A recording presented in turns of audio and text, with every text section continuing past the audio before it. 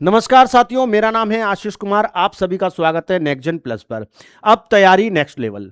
साथियों, जैसा कि आपने पहला मैराथन देखा था ज्योग्राफी, वर्ल्ड ज्योग्राफी पार्ट 1, उसमें मैंने 3 घंटे की मैराथन क्लास ली थी और उसमें आपको मैंने बहुत सारे वर्ल्ड ज्योग्राफी के चैप्टर टॉपिक्स पढ़ाए थे जो कि एग्जाम के लिए बहुत ही महत्वपूर्ण थे। अब बचे उसमें जो कुछ विश्व ज्योग्राफी, वर्ल्ड ज्योग्राफी में, विश्व भूगोल में कुछ इंपॉर्टेंट टॉपिक रह गए थे। बच्चों के कहने पर मैं उसका पार्ट 2 लेकर आया हूं। क्लियर है? तो पार्ट 2 में हम कुछ महत्वपूर्ण टॉपिक देखेंगे। पार्ट 1 मैंने काफी बड़ा पढ़ाया था, ठीक है, उसमें लगभग ज्योग्राफी मैंने कंप्लीट कराई है विश्व की। अब इसमें जो बचे कुछ चैप्टर हैं वो कंप्लीट करेंगे। उम्मीद है कि ये क्लास ज्यादा बड़ा ना कर कर जल्दी कंप्लीट इसे करेंगे। उसके बाद मैं लेकर आऊंगा पार्ट 3, जिसमें होगी इंडियन ज्योग्राफी। इंडियन ज्योग्राफी का पूरा एक पार्ट लेकर आऊंगा, उसमें इंडियन ज्योग्राफी पूरी कंप्लीट करेंगे। इसी प्रकार से एंशिएंट हिस्ट्री, मिडाइवल हिस्ट्री और मॉडर्न हिस्ट्री के भी हम पार्ट लेकर आएंगे और साथ में लाएंगे पॉलिटी का एक पार्ट। क्लियर? तो चलिए अपनी पार्ट 2 मैराथन को देखते हैं, जिसमें हमारा जो पहला चैप्टर होगा वो होगा सौरमंडल। तो सौरमंडल की बात अगर हम करें, सोलर सिस्टम की अगर हम बात करें, इसका जो प्रधान होता है वो होता है सूर्य। क्लियर? पर लेकिन जो सौरमंडल होते हैं, सौरमंडल क्या करते हैं? सौरमंडल किसके अंदर है? ब्रह्मांड के अंदर।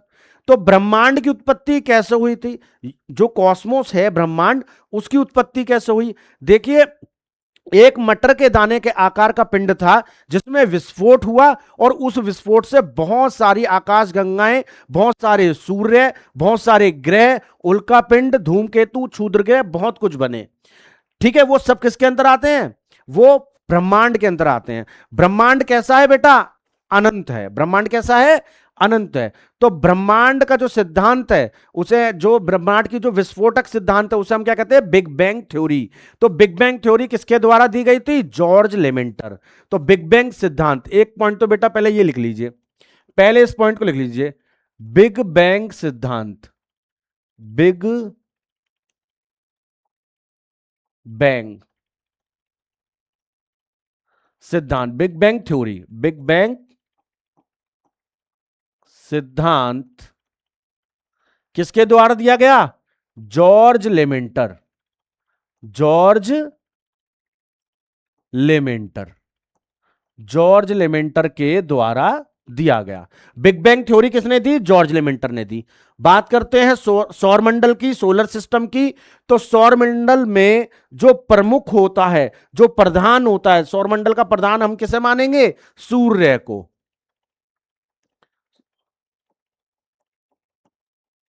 सौरमंडल का प्रधान, सौरमंडल का प्रधान बेटा कौन होगा? सूर्य। अब सूर्य के चारों तरफ, सूर्य के चारों तरफ कौन चक्कर लगाते हैं? ग्रह चक्कर लगाते हैं। सूर्य के चारों तरफ ग्रह चक्कर लगाते हैं। मान लिया जाए ये सूर्य है और इसके चारों तरफ क्या होगा? ग्रह चक्कर लगाएंगे। ग्रह इसके चारों तरफ घूमेंगे। सूर्य के चारों तरफ कौन घूमते हैं? ग्रह।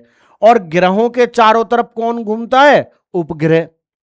तो सूर्य के चारों तरफ ग्रह, उपग्रह, बौने ग्रह, धूमकेतु, क्षुद्र ग्रह, उल्कापिंड, सब सूर्य के चारों तरफ चक्कर लगाएंगे। क्लियर हो गई बात? और सूर्य किसके चक्कर लगाएगा? सूर्य किसके चक्कर लगाएगा बेटा?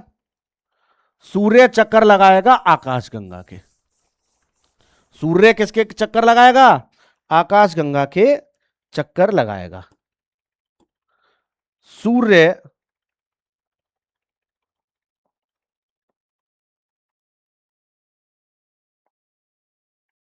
आकाशगंगा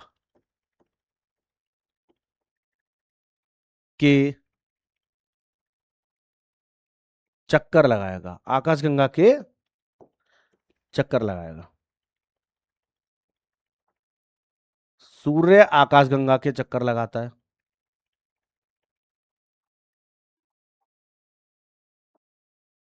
तो एक चक्कर पूछेगा, सूर्य का एक चक्कर, एक चक्कर किसके लगा रहा है? आकाशगंगा के गैलेक्सी के लगा रहा है।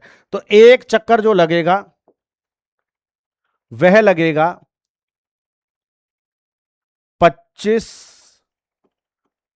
करोड़ वर्ष। एक चक्कर 25 करोड़ वर्ष में लगेगा। और सूर्य की आकाशगंगा के केंद्र से दूरी,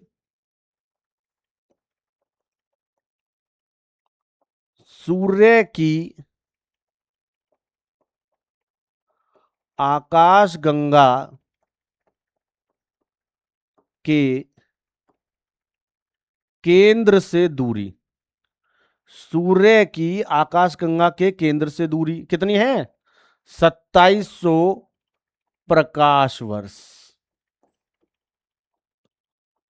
2700 प्रकाश वर्ष ये सूर्य की आकाशगंगा के केंद्र से दूरी है।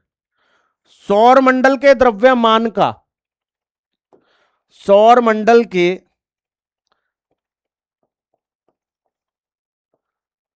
सौर मंडल के द्रव्यमान का 99.8%, सौरमंडल के द्रव्यमान का 99.8% सूर्य में निहित है, सूर्य में निहित है। सौरमंडल के, जो सौरमंडल है हमारा, सौरमंडल के द्रव्यमान का 99.8% किसमें? सूर्य में निहित है। अगर मान लिया जाए सूर्य पूरे सौरमंडल का जो वजन है, जो वेट है, वो कितना है? 100 है। तो 100 का मतलब 99.8% वेट किसका होगा? सूर्य का होगा। इतना द्रव्यमान है। इसके बाद सूर्य का जो फॉर्मेशन है, सूर्य का जो फॉर्मेशन है, सूर्य का फॉर्मेशन कैसा है? सूर्य का फॉर्मेशन कैसा है? सूर्य का फॉर्मेशन, सूर्य कैसे बना है, मतलब किन चीजों से? फॉर्मेशन की बात करता है सूर्य का फॉर्मेशन। तो किससे बेटा? गैस और प्लाज्मा, गैस और प्लाज्मा। सौरमंडल का प्रधान सूर्य, सूर्य किसके चक्कर लगाएगा? सब तो सूर्य के चक्कर लगा रहे हैं। सूर्य किसका चक्कर लगा रहा है? आकाशगंगा का। एक चक्कर कितने टाइम में लगा रहा है? 25, एक चक्कर जो लगा रहा है वो 25 करोड़ वर्ष में लगा रहा है। सूर्य की केंद्र, सूर्य जो है वो आकाशगंगा के केंद्र से कितनी दूरी पर है? 2700 प्रकाश वर्ष की दूरी पर है।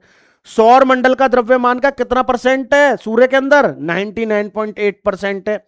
फॉर्मेशन कैसा है? गैस और प्लाज्मा का है। सूर्य की एनर्जी की बात करते हैं। सूर्य की एनर्जी, सूर्य की एनर्जी क्या है? नाभिकीय संलयन पर आधारित है। नाभिकीय संलयन। अब नाभिकीय संलयन में क्या हो रहा है? हाइड्रोजन और हीलियम, है ना, हाइड्रोजन और हीलियम से चेंज।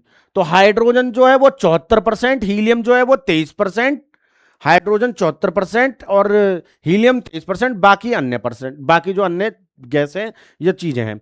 तो हाइड्रोजन से हीलियम में कन्वर्ट हो रहा है, इससे सूरज को एनर्जी मिलती है। क्लियर हो जाएगी बात। सूर्य के बारे में मुख्य बातें। सूर्य एक तारा है। सूर्य क्या है? एक तारा। सूर्य एक तारा है, यह ध्यान में रखने वाली बात है। क्लियर हो गई बात यहां तक? सूर्य एक तारा है। उसके बाद क्या आते हैं? ग्रह। ग्रह की कुछ अपने क्राइटेरिया होते हैं, वो एक दूसरे के परिक्रम जो कर रहे होंगे उनकी एक कक्षा होगी, उसको क्रॉस नहीं कर सकते, वृत्ताकार कक्षा करेंगे। क्लियर? ये ग्रह होते हैं। ग्रह क्या होते हैं? सूर्य के चारों ओर चक्कर लगा रहे होते हैं। उपग्रह क्या होते हैं? जो ग्रहों के चारों ओर चक्कर लगा रहे होते हैं, और ग्रहों के चक्कर लगाते लगाते साथ में क्या कर रहे हैं? सूर्य के भी चक्कर लगा रहे हैं। ये होते हैं उपग्रह। क्लियर? उल्का पिंड जो आकाश से गिरते हैं, धूमकेतु वगैरह, इनकी बात हो गई अलग। फिर उसके बाद हम देखते हैं, यहां पर सूर्य लिखा हुआ है, सूर्य के बारे में मैंने बता दिया, इसको हटा देते हैं। सूर्य के बारे में मैंने मेन मेन बात बता दी, सूर्य के बारे में मैंने मेन मेन बात बता दी, इसे हटा दो। अब हम यहां पर क्या देखेंगे? यहां पर हम सौरमंडल से संबंधित कुछ बात देखेंगे। सौरमंडल से संबंधित हम क्या बात देखेंगे? क्या देखिए, यहां पर सूर्य है, यहां पर मान लिया जाए ये सूर्य दिया हुआ है। आपको ध्यान से देखिएगा, यहां पर क्या दिया हुआ है? सूर्य दिया हुआ है। इसको थोड़ा सा कलर फिल कर लेते हैं। ये हमें सूर्य दिया हुआ है। क्लियर हो गई बात? इसमें लिख देते हैं हम सूर्य। सूर्य,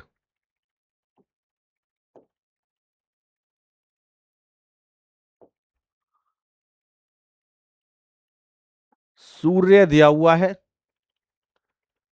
सन, सूर्य सन यहां पर दिया हुआ है। ठीक है, अब सूरज से जो सौरमंडल है उसमें कितने ग्रह हैं, ग्रह कितने बेटा, 8। तो सूरज से दूरी के अनुसार पूछेगा कि कौन कौन सा ग्रह है, या सूरज से देखेंगे कि सूर्य से कौन कौन सा ग्रह दूर है। तो पहला जो ग्रह बनाएंगे हम, पहला जो ग्रह बेटा हम बनाएंगे, पहला ग्रह, पहला ग्रह यहां पर हम बनाते हैं बुध। ये बेटा कौन सा ग्रह है, पहला ग्रह कौन सा है बेटा, बुध। मैंने बहुत छोटा सा बनाया है, शेप पर ध्यान मत दीजिएगा। ठीक है, आकार की दृष्टि से भी बता देंगे पर, लेकिन पहले हम यहां पर ध्यान देंगे, सूर्य से हम बात कर रहे हैं, पहला ग्रह जो सूर्य के पास जो नजदीक पड़ेगा वो कौन सा पड़ेगा, बुध ग्रह पड़ेगा। अब यहां पर पूछता है बुध ग्रह का रंग कैसा होता है। तो बुध ग्रह का बेटा रंग जो होता है, बुध ग्रह का रंग कैसा होता है, भूरा। ठीक है, अभी मेरे पास कलर भरने के लिए नहीं है, फिलहाल मैंने ये कर दिया है। तो बुध ग्रह का रंग कैसा होता है, भूरा रंग होता है। ठीक है, हल्का भूरा कलर का रंग होता है बुध ग्रह का। तो यहां पर हम लिख देंगे बुध ग्रह, यहां पर हम लिख देते हैं बुध, येलो से लिख लेते हैं बुध ग्रह। तो पहला ग्रह बेटा कौन सा देख रहे हैं हम देख रहे हैं बुध ग्रह, बुध। क्लियर हो जाएगी बात, यहां पर हम पहला ग्रह जो देख रहे हैं वो देख रहे हैं बुध ग्रह, बुध। फिर उसके बाद दूसरे ग्रह पर आते हैं, अपना दूसरा ग्रह देखेंगे। दूसरा ग्रह क्या कह रहा है बेटा, दूसरा ग्रह, दूसरा ग्रह यहां पर हमने बना लिया, हमने यहां पर दूसरा ग्रह बना लिया। अब देखिए पहला ग्रह जो था उसका रंग कैसा था, भूरा। आपसे पूछेगा बुध ग्रह का रंग कैसा है, रंग से संबंधित क्वेश्चन आते हैं कि कौन से ग्रह का कैसा रंग होता है। तो बुध ग्रह का रंग कैसा था, हल्का भूरा। फिर आता हमारा कौन सा, अगला ग्रह, अगला ग्रह, इसका रंग पूछेगा बेटा आपसे, इसका रंग कैसा होगा, पीला। ठीक है, इसका रंग कैसा होगा बेटा, पीला, पीला रंग, पीला रंग। ये कौन सा ग्रह है, शुक्र, शुक्र ग्रह, शुक्र ग्रह। यहां पर हमने लिख दिया शुक्र ग्रह। फिर उसके बाद हमने जल्दी से अगला ग्रह लिया, अगला ग्रह क्या कह रहा है, अगला ग्रह देखेंगे, अगला ग्रह यहां पर कह रहा है, अगला ग्रह यहां पर हमसे कह रहा है, ये हमने ले लिया अपना तीसरा ग्रह, इसे भी छोटा सा बना लेते हैं। फिर इसका रंग पूछेगा, इसका रंग कैसा है बेटा, नीला, इसका रंग कैसा है बेटा, नीला, इसका रंग है नीला। तो ये कौन सा ग्रह है, यह है पृथ्वी, यह कौन सा है बेटा, पृथ्वी। नीला ग्रह कौन सा है, पृथ्वी। पीला ग्रह कौन सा है, शुक्र। फिर आएगा हमारा अगला ग्रह, अगले ग्रह को देखेंगे। अगला ग्रह क्या कहता है हमारा, अगला ग्रह, ये ग्रह कौन सा है बेटा, लाल। ये ग्रह कैसा होता है बेटा, लाल, ये लाल ग्रह होता है। लाल ग्रह की अगर हम बात करते हैं, लाल ग्रह कौन सा है, मंगल, लाल ग्रह कौन सा है बेटा, मंगल। तो चार ग्रह आपने देखे, बुध शुक्र पृथ्वी मंगल, बुध शुक्र पृथ्वी मंगल। किससे, सूर्य, पहला है सूर्य, फिर बुध, फिर शुक्र, फिर पृथ्वी, फिर मंगल। अगर पूछेगा कि शुक्र का रंग कैसा है, कैसा है भाई, पीला भरा है मैंने, तो शुक्र पीला है। लाल कौन सा है, मंगल है। नीला कौन सा है, पृथ्वी है। हल्का भूरा कौन सा है, हल्का भूरा बेटा कौन सा है, बुध है। हल्का भूरा, हल्का भूरा, यहां पर हम लिख देंगे हल्का भूरा, हल्का भूरा, नोट कर लीजिएगा, हल्का भूरा, हल्का भूरा कौन सा है, बुध है। उसके बाद यहां पर आ जाते हैं हमारे एस्टेरॉइड पेटी, है ना। पर लेकिन हम अगले ग्रह की तरफ चलते हैं जिसका नाम है बृहस्पति, जिसका नाम क्या है बेटा, बृहस्पति। बृहस्पति सबसे बड़ा ग्रह जो बताया जाता है क्षेत्रफल से, बृहस्पति। ठीक है, थोड़ा छोटा कर लेते हैं और भी बनाने हैं। बृहस्पति ग्रह, तो पूछेगा बृहस्पति ग्रह का रंग कैसा है, बृहस्पति ग्रह का रंग कैसा है बेटा, ऑरेंज। बृहस्पति ग्रह का रंग कैसा है बेटा, ऑरेंज। बृहस्पति ग्रह कैसा होगा बेटा, नारंगी। ठीक है, ये कौन सा होगा, बृहस्पति ग्रह, बृहस्पति। बृहस्पति ग्रह कैसा है बेटा, नारंगी ग्रह का है, नारंगी, नारंगी रंग का है बेटा। बृहस्पति ऑरेंज कलर का है, नारंगी कलर का है। अगले प्रश्न पर आते हैं। अगला हमारा जो ग्रह होगा वो कौन सा होगा? अगले ग्रह को देखेंगे बेटा जल्दी से। अगला ग्रह कौन सा है? शनि। अगला ग्रह कौन सा है बेटा? शनि। अगला ग्रह कौन सा बेटा हमारा? शनि ग्रह। पूछेगा शनि ग्रह का रंग कैसा है, शनि ग्रह का रंग कैसा है, तो हम बताएंगे शनि ग्रह का रंग, शनि ग्रह का रंग है बेटा हरा। शनि ग्रह का रंग कैसा है बेटा? हरा। शनि ग्रह कैसे रंग का है? हरे रंग का है। फिर आएगा बेटा अरुण, फिर आएगा बेटा हमारा ग्रह अरुण, फिर हमारा अगला ग्रह आएगा अरुण। ठीक है, अरुण। अरुण ग्रह का रंग पूछेगा, अरुण ग्रह का रंग पूछेगा भैया, अरुण का रंग। अरुण का रंग हम कौन सा रखेंगे भैया? अरुण का रंग होता है हल्का पीला। अरुण का कैसा होगा? हल्का पीला। इसमें मैं पीला ही भर दे रहा हूं। ठीक है, शुक्र और अरुण पीले हैं, ठीक है, पर लेकिन अरुण कैसा है? हल्का पीला है। अरुण कैसा बेटा? हल्का पीला। तो यहां पर हम लिखेंगे अरुण। यहां पे हम क्या लिखेंगे बेटा? अरुण। यहां पर हम लिखेंगे अरुण ग्रह। उसके बाद लास्ट ग्रह, उसके बाद जो हमारा अंतिम ग्रह होगा 8वें नंबर का, वो कौन सा होगा बेटा? वो कौन सा होगा हमारा? वरुण। अगला ग्रह कौन सा होगा? वरुण। वरुण कैसा होता है? हल्का नीला। वरुण कैसा होता है बेटा? हल्का नीला। वरुण को हम कैसा रखेंगे बेटा? हल्का नीला। वरुण ग्रह हल्का नीला। बुध शुक्र पृथ्वी मंगल बृहस्पति शनि अरुण वरुण। बुध शुक्र पृथ्वी मंगल, ठीक है, बृहस्पति शनि अरुण वरुण। अलग अलग कलर से पूछेगा भाई, अलग अलग कलर रंग भर दिए भाई मैंने यहां पर। ठीक है, अब देखिए इससे और क्या प्रश्न पूछ सकता है। सूर्य से दूरी के अनुसार ग्रहों का क्रम। तो पहले बुध, यहां पर नंबर लिखते हुए चलेंगे, यहां पर हम नंबर लिखते हुए चलेंगे, रेड पेन ले लेते हैं, है ना। पहले नंबर, दूसरा नंबर, तीसरा नंबर, चौथा, फिर पांचवा, फिर छठा, सातवां और आठवां। 8 ग्रह हैं। पहले कितने होते थे 2016 से पहले? कितने होते थे 2016 से पहले बेटा? हुआ करते थे 9। ठीक है, पर लेकिन 2016 में क्या हो गया? 2006 में क्या हो गया?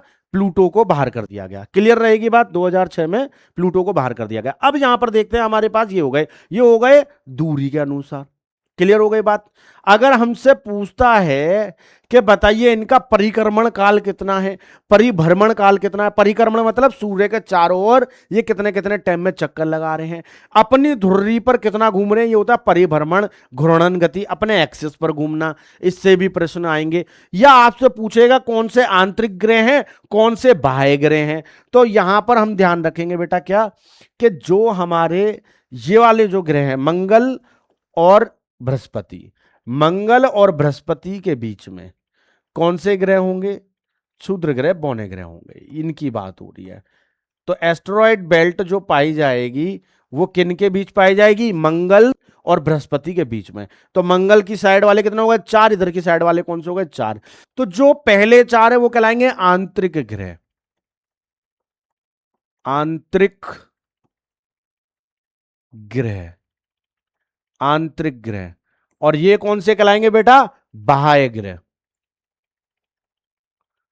बाह्य ग्रह, outer planet. Inner planet, outer planet. पूछेगा इनर प्लेनेट कौन से हैं? बुध शुक्र पृथ्वी मंगल हैं। पूछेगा आउटर प्लेनेट कौन से हैं? बृहस्पति शनि अरुण वरुण है। क्लियर हो जाएगी बात? फिर पूछेगा गैसीय ग्रह कौन से हैं, चट्टान वाले ग्रह कौन से हैं, रॉक्स वाले प्लेनेट कौन से हैं। तो जो शुरू के 4 दिखाई दे रहे हैं, जो शुरू के 4 दिखाई दे रहे हैं, ये वाले, ये चारों क्या हो जाएंगे? गैस सॉरी चट्टान ग्रह हो जाएंगे। चट्टान वाले, चट्टानों वाले। क्लियर हो गई नहीं हो गई बात? चट्टानों वाले हो जाएंगे। क्लियर है? उसके बाद हमसे क्या बात कर रहा है? गैस वाले। गैस वाले कौन से हो जाएंगे? ये वाले जो बाद वाले हैं, ये गैस वाले हो जाएंगे, गैस वाले। क्लियर? ये गैसीय ग्रह हो जाएंगे। उम्मीद है कि ये बात आपके समझ में आ गई होगी। सूर्य से ग्रह कितने हैं? 8। 8 बुध शुक्र पृथ्वी मंगल बृहस्पति शुक्र, बृहस्पति शनि अरुण वरुण। पूछेगा इनके रंग कौन से हैं? पहले पड़ेगा हल्का भूरा, फिर पीला, फिर पृथ्वी पड़ेगी नीली, मंगल होगा लाल, बृहस्पति का नारंगी, शनि का पूछेगा हरा, अरुण का पूछेगा तो हल्का पीला, और वरुण का पूछेगा तो हल्का नीला। क्लियर हो जाएगी बात? ये इनके रंग है। कौन कौन से आंतरिक ग्रह हैं? शुरू के 4 आंतरिक ग्रह हैं, बाद के 4 बाह्य ग्रह हैं। पूछेगा चट्टान वाले ग्रह कौन से हैं, शुरू के 4 चट्टान वाले ग्रह हैं, बाद वाले कौन से हो जाएंगे, गैसीय ग्रह हो जाएंगे। क्लियर रहेगी बात। अब आते हैं हम अगली शीट पर। अगली शीट पर आपको देखने को क्या मिल रहा है, अलग अलग ग्रहों की डिटेल के बारे में। तो डिटेल मैंने यहां पर पहले ही बता दी कि बुध ग्रह का रंग मैंने बताया कैसा होगा। बुध ग्रह का बेटा मैंने क्या बताया, रंग कैसा होगा। तो बुध ग्रह का रंग मैंने क्या बताया था, भूरा, हल्का भूरा, हल्का भूरा। अभी अभी शेप बना के दिखाई, उसमें मैंने बताया हल्का भूरा। फिर आपसे पूछेगा बुध सूर्य के सबसे नजदीक ग्रह, अभी अभी देख लिया, सूर्य के सबसे नजदीक, सबसे नजदीक, सबसे नजदीक, सूर्य के, सूर्य के सबसे नजदीक। फिर इसके बाद इसका परिक्रमण काल,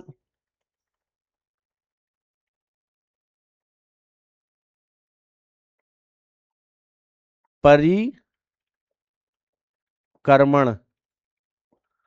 काल, और साथ में क्या पूछेगा, इसी का परिभ्रमण काल। परिभ्रमण मतलब घूर्णन, परिभ्रमण काल। क्लियर हो जाएगी, परिभ्रमण काल। इसको हम क्या बोलेंगे, घूर्णन काल भी बोलेंगे, अपनी एक्सिस पर घूमना, घूर्णन काल भी बोलेंगे। क्लियर हो जाएगी बात। ये पॉइंट आपसे पूछ सकता है, पृथ्वी के सबसे सॉरी सूर्य के सबसे नजदीक है, इसका रंग पूछ सकता है, परिक्रमण पूछ सकता है, परिभ्रमण पूछ सकता है। मतलब कि ये कितने टाइम में तो सूरज के चारों ओर चक्कर लगा रहा है और कितने टाइम में अपने एक्सिस पर घूम रहा है। तो ये जो हमसे पूछेगा परिभ्रमण और परिक्रमण, तो ठीक है, नजदीक हो गया। परिक्रमण की पूछेगा तो कितना टाइम लेता है बेटा, ये परिक्रमण में जो टाइम लेता है वो लेता है 88 दिन का, 88 डेज। क्लियर हो जाएगी बात।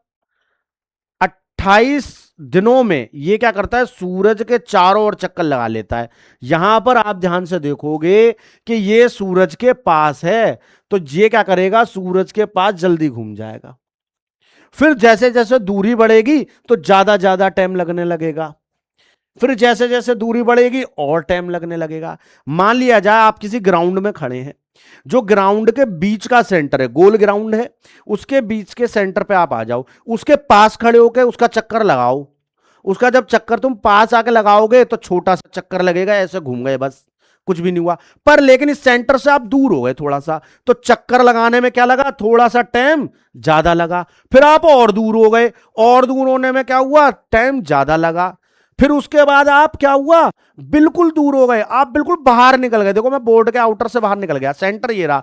तो मुझे क्या लगेगा, इसका चक्कर, ग्राउंड बड़ा हो गया मेरे भाई। तो जब ग्राउंड बड़ा हो गया तो इसमें टाइम क्या लग रहा है, ज्यादा लग रहा है। क्लियर हो गई नहीं हो गई बात, टाइम क्या लग रहा है, ज्यादा। यानी कि परिक्रमण में क्या लगेगा, जैसे जैसे दूरी वैसे वैसे ज्यादा टाइम। देखो ये यहां से आप गए, कम लगा टाइम, यहां से आप जा रहे हो, देखो ग्राउंड बड़ा होता जा रहा है, ग्राउंड बड़ा होता जा रहा है, और बड़ा और बड़ा, यानी वरुण को तो बहुत टाइम लगेगा। यानी पहले तो चलेंगे दिनों के हिसाब से, आते आते पहुंच जाओगे सालों में। क्लियर हो गई नहीं हो गई बात। तो यहां पर बात क्या हो रही है कि परिक्रमण में कितना लग रहा है, 88 दिन लग रहे हैं, परिक्रमण में 88 दिन लग रहे हैं। फिर पूछ रहा परिभ्रमण में कितना टाइम लगेगा, यानी कि ऐसे घूमने में, एक्सिस पर अपने घूमने में कितना टाइम लगेगा, 58 डेज, 58 डेज, 58 दिन। क्लियर हो गई नहीं हो गई बात। तो बुध ग्रह के मोस्ट इंपॉर्टेंट पॉइंट देख लिया आपने।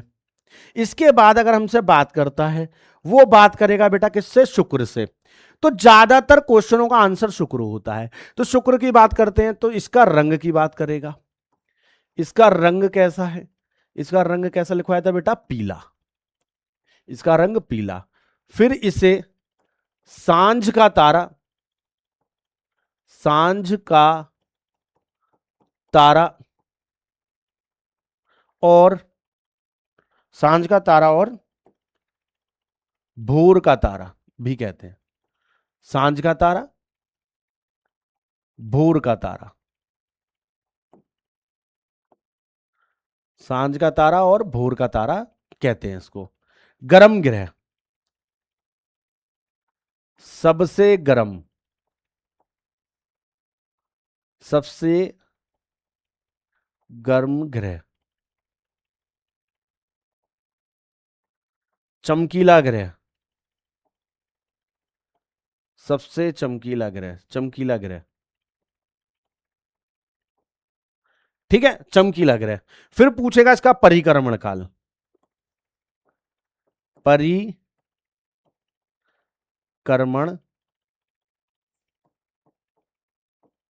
काल, और साथ में क्या पूछेगा इसका, परिभ्रमण, परिभ्रमण काल, परिभ्रमण काल। क्लियर हो जाएगी नहीं हो जाएगी बात? तो परिक्रमण मैंने अभी बताया गोल गोल घूमना, परिभ्रमण अपने एक्सिस पर ही घूमना। तो परिभ्रमण काल कितना हो जाएगा बेटा इसका, इसका हो जाएगा 225, और परिभ्रमण कितना हो जाएगा 243, 225 दिन लेगा ये, और 243 दिन लेगा किसमें, परिभ्रमण में। लगभग लगभग समान है, ठीक है, ज्यादा अंतर नहीं है। इसीलिए क्या होता है, ये धीरे धीरे स्लो स्लो घूमेगा। बात समझ में आ गई? स्लो जब घूमेगा तो एक एक लैटिट्यूड पर, यानी कि एक एक हिस्से पर इसके धूप ज्यादा पड़ेगी। इसका देखो ध्यान से, 88 दिन जल्दी से घूम गया, 58 दिन जल्दी से घूम गया। तो पास भले ही है ये भले ही पास है, शुक्र से ज्यादा पास है सूर्य के, पर लेकिन ये ज्यादा गर्म नहीं है। क्यों? क्योंकि ये 58 दिन में ही घूम जा रहा है। मान लिया जाए कोई लैटिट्यूड है, कोई रेखा है, इस जगह पर ज्यादा सूरज की रोशनी पड़ रही है, पर लेकिन पहले ही गर्म होने से पहले एकदम रोटेट हो गया। आप मान लिया जाए हीटर पर हाथ सेक रहे हैं, आप जल्दी जल्दी हाथ हटा रहे हैं, तो आपके हाथ जलेंगे क्या? नहीं, पर लेकिन आपने हाथ पास रखे हैं, पर लेकिन आप हाथ जल्दी जल्दी हटा रहे हैं, जल्दी जल्दी हटा रहे हैं। ऐसे ही क्या हो रहा है यहां पर, कि जैसे ही कोई हिस्सा गर्म होने लगा वो हिस्सा हट गया, दूसरा हिस्सा आ गया, यानी कि इसका जो घूर्णन काल है वो कम है, जल्दी घूम जा रहा है। बात समझ में? जल्दी घूम जा रहा है। पर लेकिन जो इसका रोटेशन टाइम है, यानी परिभ्रमण, रेवोल्यूशन की उसकी बात नहीं कर रहा हूं मैं बात कर रहा हूं परिभ्रमण, घूर्णन टाइम जो है वो कैसा है, वो ज्यादा है, यानी कि सूरज की रोशनी इस पर ज्यादा पड़ रही है, और ये क्या कर रहा है, दूर भले ही है बुध से, पर लेकिन इसके चेंज होने में टाइम लग रहा है, घूमने में टाइम लग रहा है, यानी हाथ जो है वो ज्यादा देर तक उस पर है, तो ये क्या हो जाएगा, ज्यादा गर्म हो जाएगा। क्लियर रहेगी बात? ठीक, उम्मीद है ये समझ में आ गया होगा। सांझ का तारा, भोर का तारा, चमकीला ग्रह, है ना, इसे हम ध्यान में रखेंगे। फिर हम आगे की तरफ देखते हैं, अगली स्लाइड जो हमारी है, पृथ्वी और मंगल। पृथ्वी और मंगल बहुत अच्छे से समझ चुके। रंग कैसा होगा, नीला, इसका रंग कैसा होगा, लाल। तो मैं रंग नहीं लिखवाऊंगा, देखो भाई क्लास में समय का ज्यादा टाइम वेस्ट नहीं करेंगे, जल्दी जल्दी बढ़ेंगे, ठीक है। तो रंग मैं नहीं लिखवा रहा हूं, डायरेक्ट मैं यहां पे लिख रहा हूं परिक्रमण और परिभ्रमण, ठीक है। मैं डायरेक्ट यहां पर परिक्रमण और परिभ्रमण लिखवा रहा हूं। तो पहले हम यहां पर लिखेंगे परिक्रमण काल, परिक्रमण काल। फिर हम इसका लिखेंगे परिभ्रमण काल। क्लियर हो गई बात? ये घूर्णन है, ये क्या है, घूर्णन है, घूर्णन काल। शॉर्ट्स में लिखते हुए चलेंगे, फिर यहां पर आ जाएंगे डायरेक्ट हम। इसमें भी हम क्या लिखेंगे डायरेक्ट से, परिक्रमण काल, और बेटा साथ में क्या देखेंगे, परिभ्रमण काल। क्लियर? इसे हम क्या बोलेंगे, घूर्णन काल, घूर्णन काल। तो देखिए यहां पर परिभ्रमण और परिक्रमण काल की बात ये कर रहा है। अब इसका जो परिक्रमण काल है, परिभ्रमण काल है, और इसका जो परिभ्रमण काल है वो लगभग समान है। कितना है इसका, तो बेटा 24 घंटे। 24 घंटे का एक दिन होता है ना, होता है 24 घंटे। और अगर हम पीछे वालों की बात करें तो यहां पर क्या हो रहा था, इतना टाइम हो रहा था, 58 दिन ऐसा टाइम ले रहा था बड़ी तेजी से, और यहां पर क्या ले रहा था, 243 दिन। यहां दिनों में ले रहा है टाइम, परिभ्रमण जो है वो दिनों में लग रहा है, पर लेकिन आगे जाके जब आप देखोगे तो परिभ्रमण की स्पीड बढ़ गई, 24 घंटे में ही एक्सिस अपने घूम गई।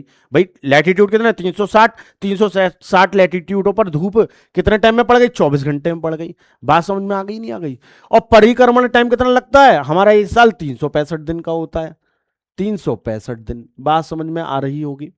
इसके अलावा अगर हम बात करते हैं इसकी, अगर हमसे ये वाला पूछ रहा है कि भैया परिक्रमण काल कितना होगा, तो परिक्रमण काल अगर इसका मंगल का पूछता है तो परिभ्रमण देखते हैं। पहले कितना है, 24 घंटे, तो इसका और इसका परिभ्रमण कैसा रहेगा, समान रहेगा। कितना है, 23 घंटे 30 मिनट, 23 घंटे 30 मिनट, लगभग 24 घंटे ही है। ठीक है, अब परिक्रमण काल की बात करता है किसके, मंगल की। तो मंगल का जो परिक्रमण काल है वो कितना है, 687 दिन का, 687 दिन का। क्लियर है, उम्मीद है कि ये बात समझ में आ गई होगी। नीला और लाल, ये इस टाइप के ग्रह हो गए। इसके बाद अगर हमसे बात करता है बृहस्पति ग्रह की, तो बृहस्पति ग्रह यानी कि जो हमारा कैसा ग्रह था, ये हमारा नारंगी, और शनि कैसा था, हरा। क्लियर हो गई बात। फिर इसके भी हम परिक्रमण और परिभ्रमण लिख लेंगे बेटा, परिक्रमण काल, और इसका बेटा क्या लिखेंगे हम साथ में, परिभ्रमण काल। इस पे भी हम क्या लिखेंगे, 2 पॉइंट मुख्य, परिक्रमण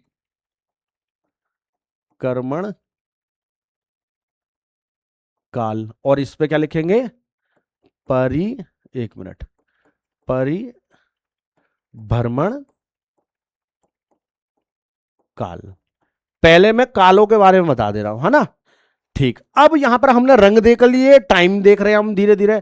तो बृहस्पति को कितना टाइम लग रहा है परिक्रमण में भी और परिभ्रमण में। मैंने बताया था जैसे जैसे दूरी बढ़ेगी तो जो रोटेशन टाइम, जो टाइम है घूर्णन वाला, अपने ही एक्सिस पर घूमने वाला, वो कम होता चला जा रहा था, और जो परिक्रमण था वो बढ़ता चला जा रहा था। जैसे मान लो कि भाई ये यहां पर है, तो जितनी दूर ग्राउंड होगा उतना ज्यादा दूरी बढ़ जाएगी। तो इसका परिक्रमण कितना हो जाएगा, 12 वर्ष का हो जाएगा, और जितना ही टाइम अपना जो रोटेशन होगा वो कम होता चला जाएगा। ठीक है, रोटेशन कम होता चला जाएगा। तो ये लेगा 12 वर्ष का समय। कितना समय ले रहा है ये, 12 वर्ष का समय। क्लियर हो रही है, नहीं हो रही बात। अच्छा, इसमें परिभ्रमण में कितना टाइम लेगा ये, परिभ्रमण में 10 घंटे का समय लेगा, परिभ्रमण में मात्र 10 घंटे में पूरा कर देगा। इसका परिभ्रमण इसकी तरह 10.5 घंटे लेगा, ये 10.5 घंटे लेगा। क्लियर। और साल कितने लेगा, 29 साल लेगा। क्लियर हो गई, नहीं हो गई बात। इसका परिक्रमण काल 12 वर्ष, इसका परिक्रमण काल 29 वर्ष, इसका कितना हो गया 10 घंटे, इसका हो गया 10.5 घंटे। अब अगर हमसे अगले की पूछता है अरुण और वरुण की, अरुण का जो परिक्रमण काल होगा, अरुण का परिक्रमण काल 84 साल,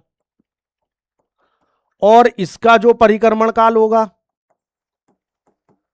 परिक्रमण काल 165 साल, 165 साल। क्योंकि जो परिक्रमण है वो टाइम बढ़ता जाएगा, दूरी बढ़ती जाएगी, ग्राउंड बढ़ता जाएगा, परिक्रमण काल बढ़ता जाएगा, पर लेकिन रोटेशन टाइम घटता चला जा रहा था। तो यहां पर इसका जो घूर्णन टाइम लगेगा, इसका जो घूर्णन का काल था वो कितना था, 17, और इसका घूर्णन काल कितना लगेगा, ये 17 घंटे बेटा, ये 17 घंटे है। और यहां पर घूर्णन कितना लग रहा है, घूर्णन में समय 16 घंटे। क्लियर रहेगी बात, 17 घंटे 16 घंटे। अब इसके साथ ही कुछ क्वेश्चन और रह गए, कौन कौन से देखिए। पहले मैं पहली शीट पर आता हूं। सौर मंडल में मैंने आपको क्या क्या पढ़ाया। सौर मंडल में मैंने बताया बिग बैंग थ्योरी, जो कि जॉर्ज लेमेंटन ने दी। सौर मंडल का प्रधान सूर्य होता है, सूर्य एक तारा है, सूर्य आकाशगंगा के चक्कर लगाता है। एक चक्कर लगाने में वो कितना टाइम लेता है, 25 करोड़ वर्ष का समय लेता है। सूर्य आकाशगंगा के केंद्र से कितना दूर है, 2700 प्रकाश वर्ष दूर है। फिर हमने बोला सौर मंडल के द्रव्यमान का 99.8% पार्ट कौन है, सूर्य कवर कर रहा है। सूर्य का फॉर्मेशन कैसा है, गैस और प्लाज्मा से बना। सूर्य का जो एनर्जी सोर्स है, एनर्जी कहां से हो रही है, नाभिकीय संलयन द्वारा, हाइड्रोजन हीलियम, हाइड्रोजन से हीलियम में बदलना। उसके अलावा हमने देखा कि सूर्य होता है, सूर्य के चारों तरफ क्या होते हैं, ग्रह होते हैं। हमारे सौरमंडल में कितने ग्रह हैं, 8 ग्रह हैं। प्लूटो अब ग्रह नहीं रहा, ठीक है। इसके बाद हम क्या करते हैं, सूर्य के जो ग्रह वो दूरी के अनुसार कैसे हैं, दूरी के अनुसार बुध शुक्र पृथ्वी मंगल, बृहस्पति शनि अरुण वरुण, ये हमने देखे। फिर हमने देखा कि इससे रंग से क्वेश्चन पूछेगा कि कौन से ग्रह का कैसा रंग है। तो हमने ग्रहों के रंग देखे। रंग में हमने बताया हल्का भूरा, पीला, नीला, लाल, नारंगी, हरा। फिर उसके बाद हल्का पीला और हल्का नीला, ये हमने रंग देखे। फिर हमने बोला आंतरिक ग्रह, जो शुरू के 4 वो आंतरिक, जो बाद के वो आउटर। क्लियर हो गई नहीं हो गई बात? इसके अलावा हमने देखा चट्टान वाले, रॉक्स वाले प्लेनेट कौन से हैं, जो शुरू के 4 हैं। बाद वाले कौन से हैं, जो गैसीय हैं। क्लियर हो गई बात? गैसीय प्लेनेट भी देख लिया। जो हमारी जो उल्का पिंड वाली जो ग्रह है, क्षुद्र ग्रह वाली जो लाइन है, जो एस्टेरॉयड बेल्ट है, वो किनके मध्य है, मंगल और बृहस्पति के मध्य है। क्लियर रहेगी बात? उम्मीद है यहां तक समझ में आ गया होगा। फिर हमने परिक्रमण काल देखे, तो मैंने पहले ही बताया कि जो परिक्रमण काल है वो जैसे जैसे दूरी बढ़ेगी, ग्राउंड बड़ा होता चला जाएगा। यहां से कम दूरी, यहां से ज्यादा दूरी, यहां से और दूरी, और इसमें देखो और ज्यादा दूरी बनेगी। देखो इसकी तो दूरी केवल इतनी सी बनी, इसकी दूरी और बनी, फिर इसकी दूरी देखेंगे तो और बड़ी बनेगी, तो दूर हो गया। तो परिक्रमण काल ज्यादा होता चला जाएगा। कितना कितना होता चला जाएगा ये मैंने आपको बता दिया। फिर आती है घूर्णन, यानी कि एक्सिस पर ही घूम रहा है, ये अपने अपने ही एक्सिस पर घूम रहा है। तो जैसे जैसे दूरी बढ़ेगी तो एक्सिस भी इसका चेंज होता चला जाएगा। क्लियर रहेगी बात? ये सारी बातें हमने देख ली। फिर हमने देखे ग्रहों के जो हमारे उपग्रह होते हैं, ग्रहों के उपग्रह। तो जो भैया जो शुरू के 2 उपग्रह, जो 2 ग्रह दिखाई दे रहे हैं, शुरू के जो 2 ग्रह दिखाई दे रहे हैं, ये वाले बुध और शुक्र, इसका कोई भी ग्रह नहीं है। बुध और शुक्र का कोई भी ग्रह नहीं है, बाकी इन सब के ग्रह हैं। तो सौर मंडल का सबसे बड़ा ग्रह, उपग्रह कौन सा है, गैनीमेड। किसका है बेटा, बृहस्पति का। सौर मंडल का सबसे बड़ा उपग्रह गैनीमीड बृहस्पति का है। फिर पूछता है कि सबसे ज्यादा उपग्रह कौन से ग्रह के पास हैं, तो सबसे ज्यादा उपग्रह बेटा किसके पास है, शनि के पास है। सबसे ज्यादा किसके पास है, शनि के पास। शनि का सबसे बड़ा उपग्रह कौन सा है, टाइटन। शनि का सबसे बड़ा उपग्रह कौन सा है, टाइटन। एक उपग्रह और होता है ट्राइटन, एक है टाइटन, मैं लिख देता हूं कहीं कंफ्यूज ना हो बैठना। एक तो होता है टाइटन, टाइटन की घड़ी, शनि टाइटन की घड़ी पहनता है। तो शनि का सबसे बड़ा ग्रह टाइटन, सौरमंडल का सबसे बड़ा नहीं है टाइटन, सौरमंडल का सबसे बड़ा ग्रह गैनीमीड। किसका है, बृहस्पति का। सबसे ज्यादा उपग्रह किसके पास है, शनि के पास। तो शनि के पास जो 146 उपग्रह है सबसे ज्यादा, इसके पास है 95, इसके पास है 146। 2019 में जब खोज हुई तो शनि के उपग्रहों की संख्या बढ़ गई, तो इसके पास कितने हो गए, 146। तो शनि का सबसे बड़ा कौन सा है, टाइटन। हरा लिखा है देखो मैंने, पर लेकिन एक ग्रह और होता है ट्राइटन, मैं उसी के रंग के हिसाब से लिख देता हूं, ट्राइटन। ट्राइटन किसका है, वरुण का सबसे बड़ा, ट्राइटन, ये वरुण का सबसे बड़ा है। तो ट्राइटन और टाइटन एक से लगते हैं। तो पूछेगा एग्जाम में टाइटन किसका उपग्रह है, तो हमारे दिमाग में ना हमें तो टाइटन याद था, तो हम टाइटन शनि लगा देंगे। नहीं, ट्राइटन है वरुण का, टाइटन है शनि का। सबसे ज्यादा उपग्रह किसके पास है, शनि के पास। क्लियर हो गई नहीं हो गई बात? सबसे जो कम उपग्रह या उपग्रह है ही नहीं, वो बुध शुक्र के पास। पृथ्वी के पास एकमात्र है चंद्रमा। मंगल के पास 2 हैं, फोबोस और डिमोस। मंगल के पास कितने हैं, 2, फोबोस, डिमोस। फोमोस पास में है, डिमोस दूर में है। क्लियर हो गई नहीं हो गई बात? सौर मंडल का सबसे छोटा उपग्रह लिख लो, सौर मंडल का सबसे छोटा उपग्रह कौन सा है, डिमोस। किसका है, मंगल ग्रह का, मार्स का। क्लियर हो गई? सबसे बड़ा गैनीमीड बृहस्पति का है, सबसे छोटा डिमोस मंगल ग्रह का है। सबसे ज्यादा किसके पास है उपग्रह, शनि के पास। शनि का बड़ा कौन सा है, टाइटन। टाइटन से मिलता जुलता नाम कौन है, ट्राइटन। ट्राइटन किसका है, वरुण का, वो भी वरुण का सबसे बड़ा। क्लियर हो जाएगी नहीं हो जाएगी बात? तो यहां तक मुझे उम्मीद है कि सौर मंडल से रिलेटेड प्रश्न आपके कंप्लीट हो गए हो, अगर आपने फेयर करा होगा तो। ठीक है, हैंड टू हैंड उतारते रहिएगा। यदि वीडियो का कोई चीज समझ में नहीं आ रही, कमेंट सेक्शन में कमेंट करके बताएं। और ध्यान रखिए कि जो जो मैं बोलता जा रहा हूं उसे फेयर करते रहिए, नोट्स को बनाते रहिए, क्योंकि एग्जाम में इससे संबंधित प्रश्न आते हैं। चलिए, तो सौर मंडल हमने देखा, बहुत सारे ग्रह देखे हमने, परिक्रमण परिभ्रमण देखे इनके। जल्दी जल्दी अगला जो टॉपिक है वो है हमारा भूकंप। बेटा पानी पी लेता हूं मैं, है ना। भूकंप,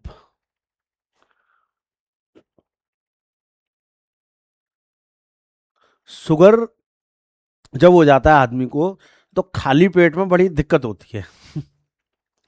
क्योंकि देखिए मेरे को मैराथन भी बनानी है और साथ में क्या करना है, मुझे सेट पेपर की भी क्लासेस लानी है। आपके लिए जीएस की जो 100 क्वेश्चन की सीरीज बोली थी वो भी मैं लेके आ रहा हूं, तो वो भी शूट हो रही है, तो बहुत दिक्कत हो रही है ना। पर लेकिन नेक्स्ट जेन की टीम आपके लिए मेहनत कर रही है, उम्मीद है कि आप इसका बहुत फायदा उठाएंगे।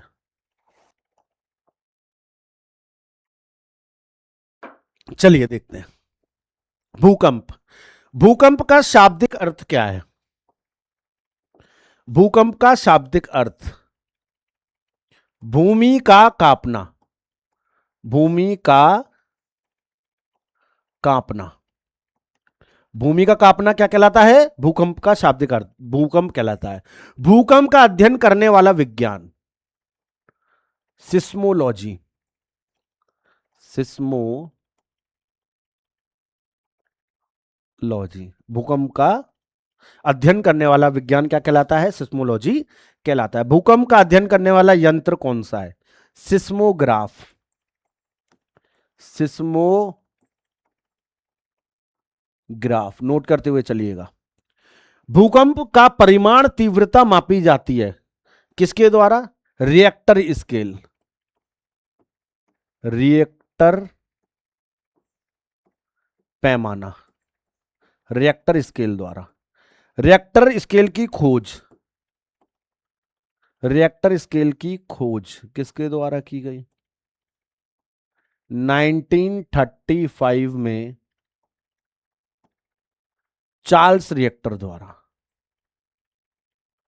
चार्ल्स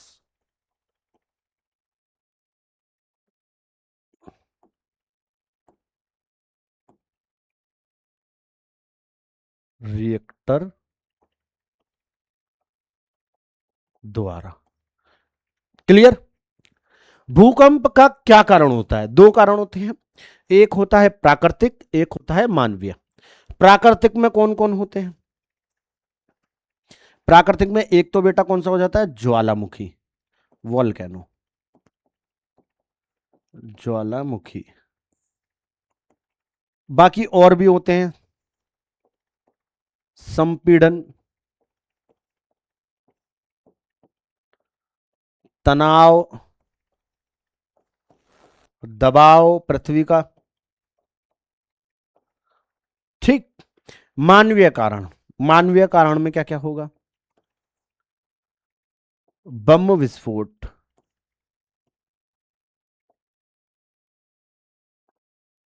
बम विस्फोट।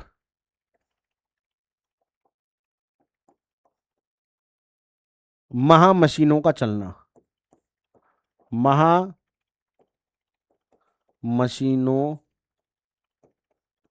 का चलना, इसके कारण से भूकंप आते हैं। अगला जो हमारा स्लाइड है, भूकंप से संबंधित कुछ बात समझते हैं। देखिए पृथ्वी है, मान लेते हैं हम यहां पर एक डायग्राम ले लेते हैं, इससे लेते हैं हम इस वाले कलर से। ये हमारी पृथ्वी है, हमने इसे ले लिया। अब पृथ्वी में किसी जगह पर भूकंप शुरू हुआ, ये सेंटर है पृथ्वी का। मान लिया जाए इस जगह से भूकंप शुरू होता है। भूकंप शुरू। तो जो भूकंप शुरू का जो केंद्र है उसे कहेंगे फोकस। क्लियर? और जहां पर भूकंप सबसे पहले पहुंचेगा, जहां पर भूकंप सबसे पहले पहुंचेगा, ये वाला स्थान, इसे बोलेंगे AP centre. AP centre. Clear? जहां से शुरू होता है मूल केंद्र, फोकस, मूल केंद्र, फोकस, और जहां पर पहुंचता है उसे कहते हैं अधिमूल केंद्र, एपी सेंटर।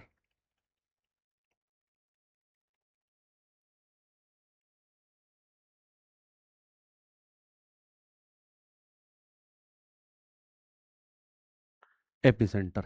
अब जो भूकंप जब आया तो वो इस तरीके से इफेक्ट करेगा, ठीक है, इस तरीके से इफेक्ट करेगा। जरूरी नहीं है कि इस व्हाइट वाले पे पार्ट पे ही, देखिए मान लिया जाए ये प्लेट है और यहां से भूकंप आया ये, तो सबसे ज्यादा इफेक्ट कहां करेगा, इधर। क्लियर हो रही है बात, बिल्कुल इस जगह पे।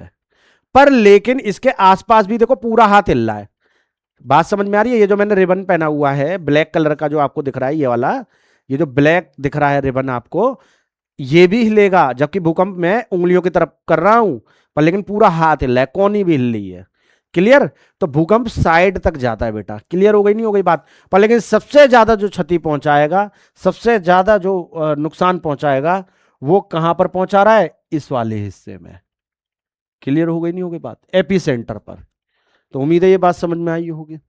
भूकंप जब आता है तो उसमें 3 तरह की तरंगे उठती हैं, प्राइमरी, सेकेंडरी और लैटिट्यूड, जिसे हम लव वेव्स भी कहते हैं, जिनकी खोज एचडी लव ने की।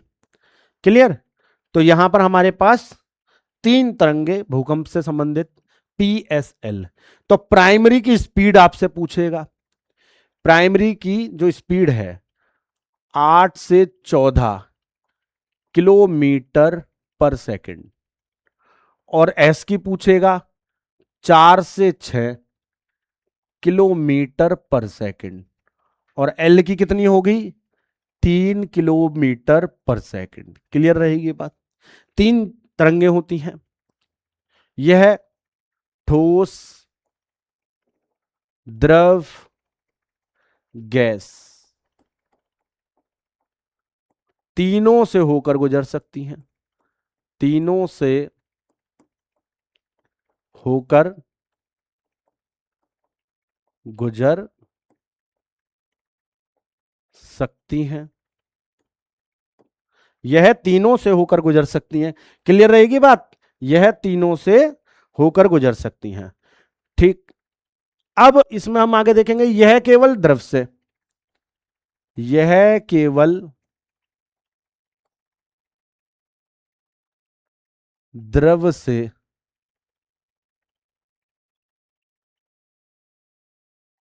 होकर गुजरती है।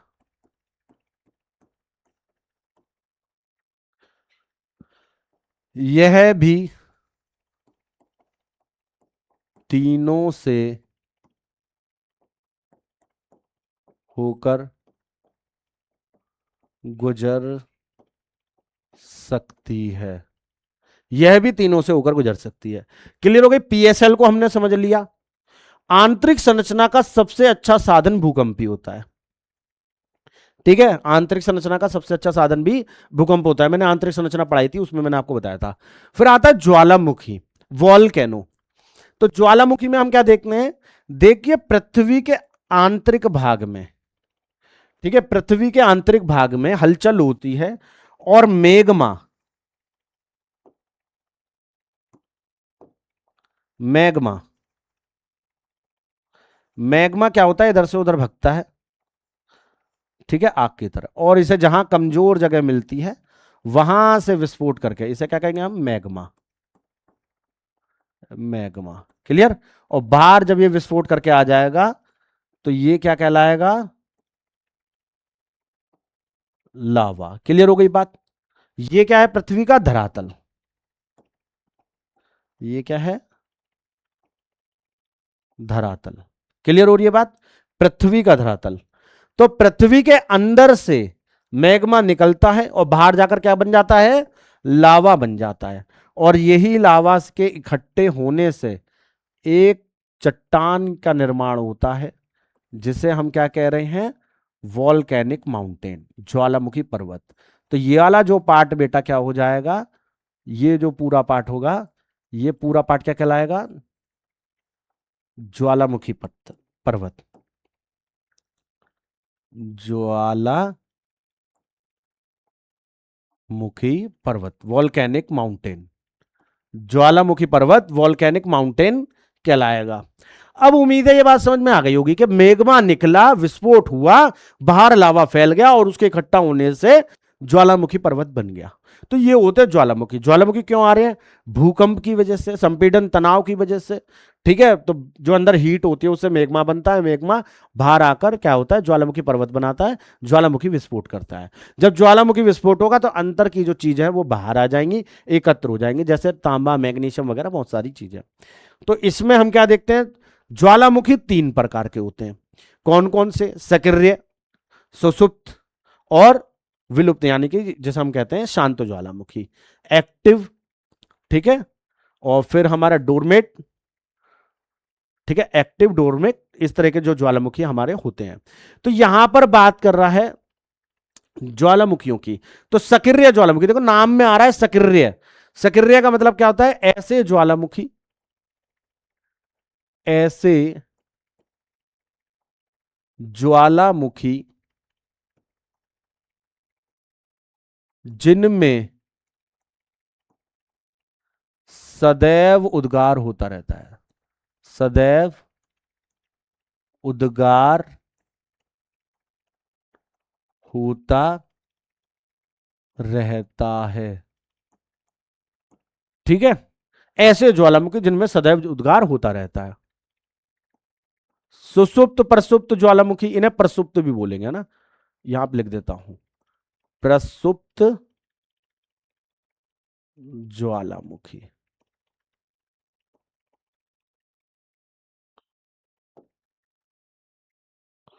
यहां पर हम लिखेंगे ऐसे ज्वालामुखी, ऐसे ज्वालामुखी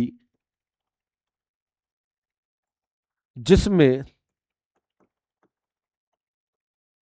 जिसमें भूत में, ऐसे ज्वालामुखी जिसमें भूत में यानी कि पास्ट में, भूत में विस्फोट हुआ हो या उद्गार हुआ हो, उद्गार हुआ था परंतु अब नहीं हो रहा, परंतु अब नहीं हो रहा, पर भविष्य में हो सकता है, पर भविष्य में उद्गार हो सकता है, उद्गार हो सकता है। उसे क्या कहते हैं? सुसुप्त प्रसुप्त। मतलब पास्ट में हो चुका है, अभी नहीं हो रहा है, पर लेकिन हो सकता है, भविष्य में भी हो सकता है। तो सुसुप्त प्रसुप्त, कभी भी जिंदा हो सकता है। फिर आता है शांत ज्वालामुखी, मृत ज्वालामुखी,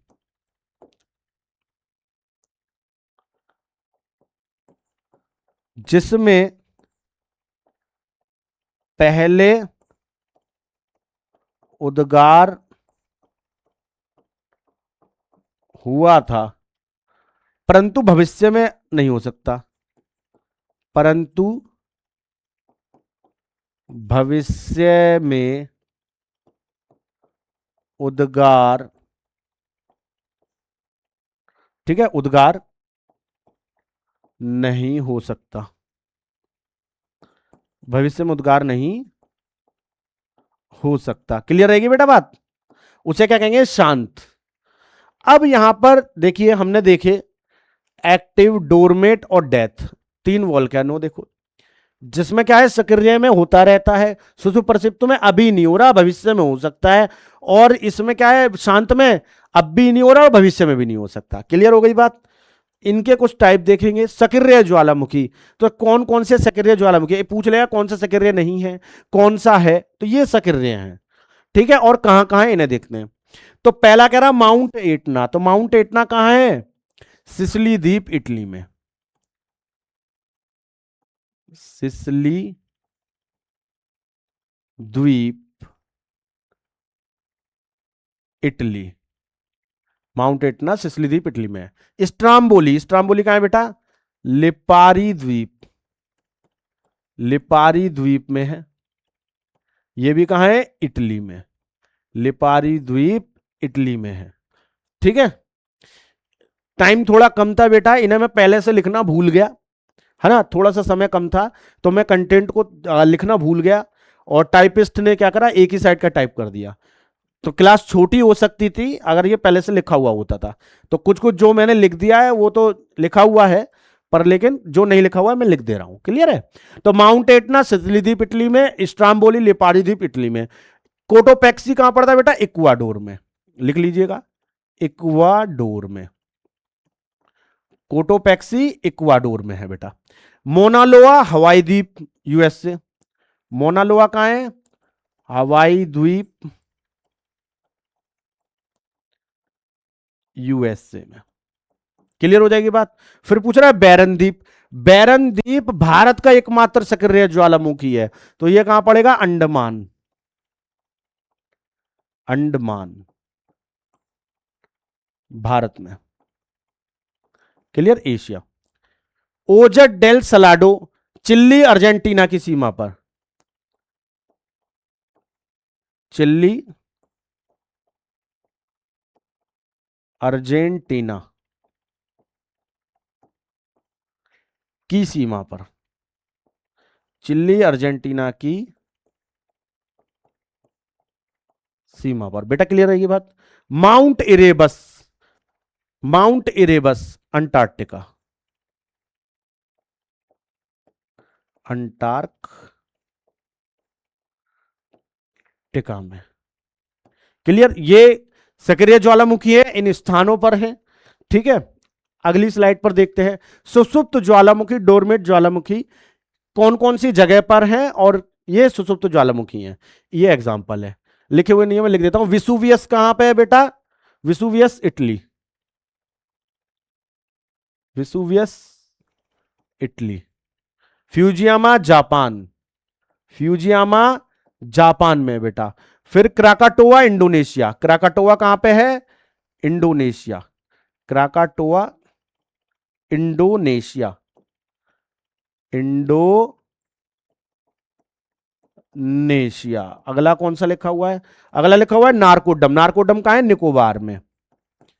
निकोबार। नारकोडम निकोबार में, भारत। एकमात्र सक्रिय ज्वालामुखी बैरन द्वीप था। ठीक है, बैरन कहां पे था? अंडमान में। एकमात्र सुसुप्त कौन सा है? नारकोडम निकोबार में। क्लियर? अगला स्लाइड देखते हैं। शांत ज्वालामुखी। को सुल्तान देवबंद ईरान में बेटा। को सुल्तान देवबंद ईरान में। पोपा म्यांमार में। म्यांमार। फिर आपसे पूछ रहा है Kilimanjaro Tanzania. Tanzania. Kilimanjaro Tanzania. फिर पूछ रहा है Aconcagua Andes. Aconcagua Andes. Indies.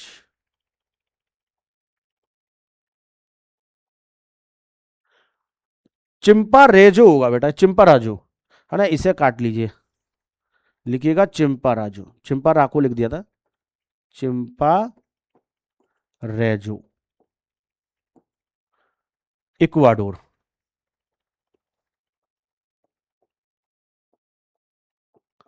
Ecuador में। क्लियर हो गई बात। ये थे मुख्य ज्वालामुखी, सुसुप्त, प्रसुप्त और मृत। पर्वत की बात करते हैं बेटा। पर्वत, तो हम पर्वत देखेंगे। वर्ल्ड मैप आपको दिखाई दे रहा है, तो हमारे पास क्या दिखाई दे रहा है यहां पर? पर्वतों से संबंधित हम आगे की डिटेल देखने। तो पर्वतों में हम यहां पर देखेंगे कि कौन कौन से पर्वत विश्व में। तो पहले पर्वत श्रेणियों को देख लेते हैं बेटा, है ना। पर्वत श्रेणियों को, पर्वत श्रेणियों को देखेंगे। तो पर्वत श्रेणियों में हम देखते हैं north America, south America, Europe, Asia, Africa, Australia, और नीचे होगा अंटार्कटिका, है ना। तो इसमें कौन कौन सी पर्वत श्रेणियां हैं? पर्वत श्रेणियां क्या होती हैं? बहुत सारे पर्वतों को मिलाकर, माउंटेन रेंज की बात। तो उत्तरी अमेरिका, यहां पर पहले मैं लिख लेता हूं, नॉर्थ यूएसए। ये क्या है? North USA. तो नॉर्थ यूएसए की कौन सी है? जो वो है रॉकीज। रॉकीज। फिर हमसे पूछेगा साउथ यूएसए में, साउथ यूएसए में, साउथ यूएसए में कौन है, एंडीज, एंडीज, ये पर्वत श्रृंखलाएं बोल रहा हूं मैं। यूरोप में कौन सी आएगी बेटा, यूरोप, यूरोप में आप लिखेंगे यूराल, यूरोप में आप क्या लिखेंगे बेटा, यूराल, यूराल, यूराल पर्वत श्रेणी। एशिया में, एशिया में, एशिया में कौन सी पर्वत श्रेणी लिखेंगे, हिमालय पर्वत श्रेणी, हिमालय पर्वत श्रेणी, हिमालय। उसके बाद ऑस्ट्रेलिया, ऑस्ट्रेलिया में कैसे लिखेंगे, great Dividing range, Australia, Australia, इसमें लिखेंगे great Dividing Range, Great dividing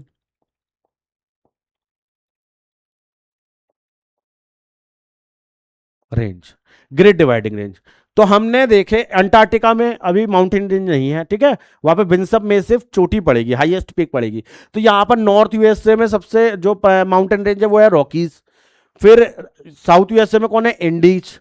Europe में यूराल, एशिया में हिमालय, ठीक है, ऑस्ट्रेलिया में ग्रेट डिवाइडिंग रेंज। अफ्रीका रह गया बेटा, अफ्रीका में एटलस, अफ्रीका में एट एटलस, अफ्रीका लिख लेते हैं, अफ्रीका कौन सी है बेटा, एटलस। क्लियर रहेगी बात, अफ्रीका में एटलस, ये आपने समझ ली कि भैया नॉर्थ यूएस, रॉकीज कहां पड़ती है, नॉर्थ यूएसए में, एंडीज पड़ती है साउथ यूएसए में, यूरोप में पड़ती है यूराल, हिमालय, एशिया में एटलस, अफ्रीका में ग्रेट डिवाइडिंग रेंज, ऑस्ट्रेलिया में। क्लियर रहेगी बात। अभी मैंने देखिए पर्वत श्रेणियां, पर्वतों में अगर मैं बात कर रहा हूं तो मैं अभी जो आपको बताई वो बताइए पर्वत श्रेणियां, पर्वत श्रृंखला बताई है मैंने, माउंटेन रेंज बताई है, पर्वत श्रृंखला माउंटेन रेंज बताई है, ठीक है। तो यहां पर हमने देखे थे 6 कॉन्टिनेंट, कौन कौन से देखे, 6 कॉन्टिनेंट देखे बेटा हमने, ठीक है, 6 महाद्वीपों को देखा। तो हमने पहला देखा उत्तरी अमेरिका महाद्वीप, उत्तरी अमेरिका। फिर हमने देखा दक्षिण अमेरिका। फिर हमने देखा यूरोप, एशिया, यूरोप, एशिया। फिर हमने देखा अफ्रीका, अफ्रीका। और छठा देखा ऑस्ट्रेलिया, ऑस्ट्रेलिया। क्लियर। अब हमने इनकी पर्वत श्रृंखला देखी, पर्वत श्रृंखला, पर्वत श्रृंखला कौन कौन सी, उत्तरी अमेरिका में हमने क्या देखा, रॉकीज, उत्तरी अमेरिका में हमने क्या लिखी, रॉकीज। अब दक्षिण अमेरिका में क्या हमने क्या लिखी, इंडीज, दक्षिण अमेरिका में क्या देखी बेटा, इंडीज। यूरोप में यूराल, यूरोप में यूराल, एशिया में हिमालय, एशिया में हिमालय। बात समझ में आ रही है, उत्तरी अमेरिका रॉकीज, दक्षिण America Andes, Europe Ural, Asia Himalaya. तो ये हमने देखी। साथ में हमने देखी अफ्रीका की एटलस, अफ्रीका में किसे देखा था बेटा, एटलस। और ऑस्ट्रेलिया में किसे देखा, ग्रेट डिवाइडिंग रेंज। ऑस्ट्रेलिया में किसको देखा, great Dividing range, dividing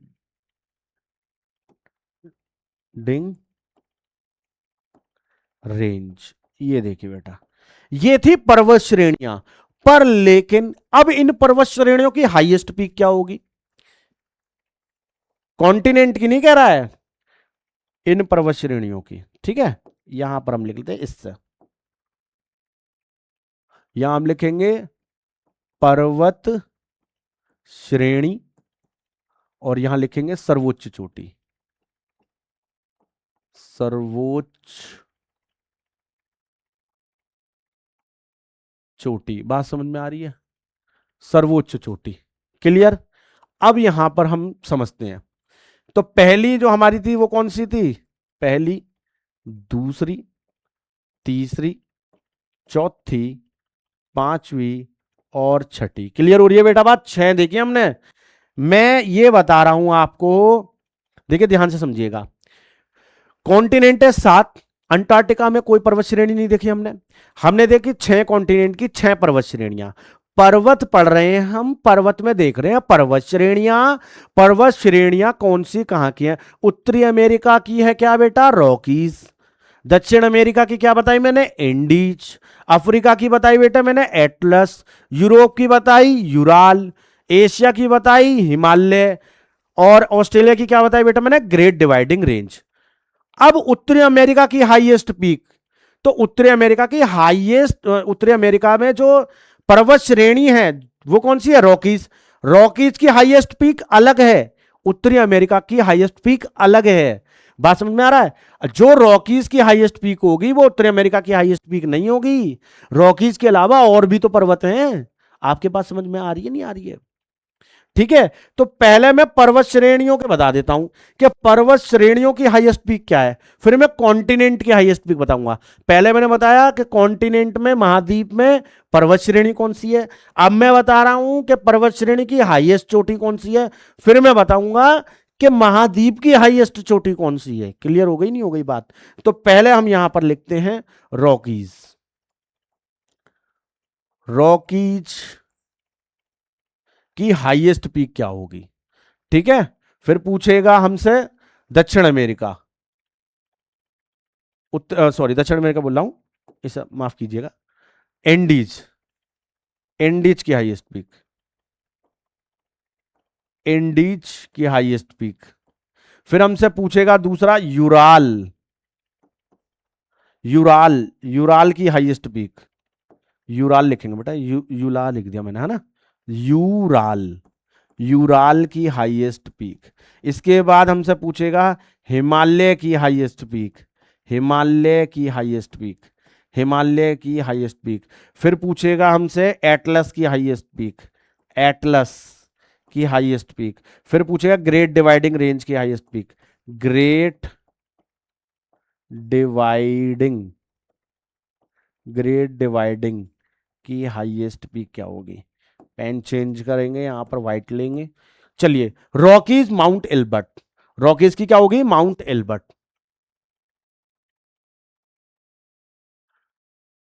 Rockies,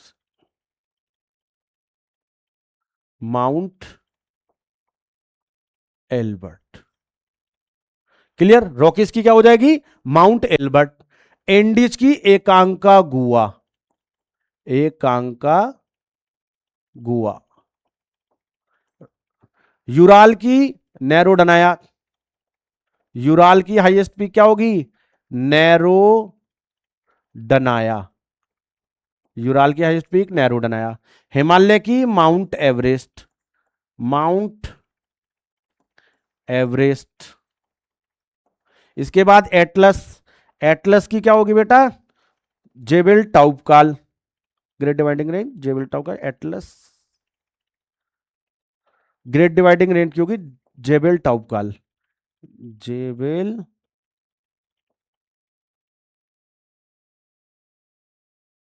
टाउब, Toubkal, Jebel Toubkal. Great Dividing Range Jebel Toubkal. ठीक है, एटलस की क्यूस्को, एटलस की होगी क्यूस्को, क्यूस्को। क्लियर हो जाएगी बात? एटलस की क्यूस्को। चलिए, Rockies, Mount Elbrus, Andes, Aconcagua, Ural, Narodnaya, Himalaya, Mount Everest, Atlas, Cusco, Great Dividing Range, Jebel Toubkal. Clear हो गई बात? अब यहां पर हमसे पूछ रहा है उत्तरी अमेरिका की हाईएस्ट पीक। उत्तरी अमेरिका की पर्वत श्रृंखला रॉकीज, रॉकीज की हाईएस्ट पीक माउंट एलिबस। दक्षिण अमेरिका की पर्वत श्रृंखला एंडीज, और एंडीज की हाईएस्ट पीक एकांकागुआ। यूरोप की यूराल, यूराल की हाईएस्ट पीक नैरोडनाया। एशिया की Himalaya, Himalaya Mount Everest. Africa Atlas की Cusco. Australia Great Dividing Range, Great Dividing Range की नैरो क्या नाम है? जेबेल टाउपकाल। क्लियर हो गई नहीं हो गई बात? पर लेकिन पूछ रहा है उत्तरी अमेरिका की हाईएस्ट पीक, वो तो रॉकीज के अंदर ही नहीं है। माउंट मैकिनले, है ना। उत्तरी अमेरिका की highest peak mount McKinley, Rockies में नहीं है, रॉकीज की हाईएस्ट पीक है माउंट एल्बर्ट। पूरे उत्तरी अमेरिका में और भी तो पर्वत हैं, तो उत्तरी अमेरिका, अभी हम यहां पर क्या लिखेंगे इसे समझते हैं। तो यहां पर देखो नॉर्थ अमेरिका में रॉकीज, रॉकीज की क्या बताई थी मैंने, माउंट एल्बर्ट, पर लेकिन highest peak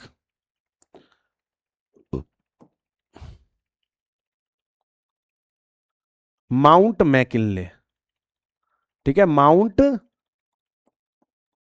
McKinley, mount McKinley उत्तरी अमेरिका की हाईएस्ट पीक, सर्वोच्च चोटी,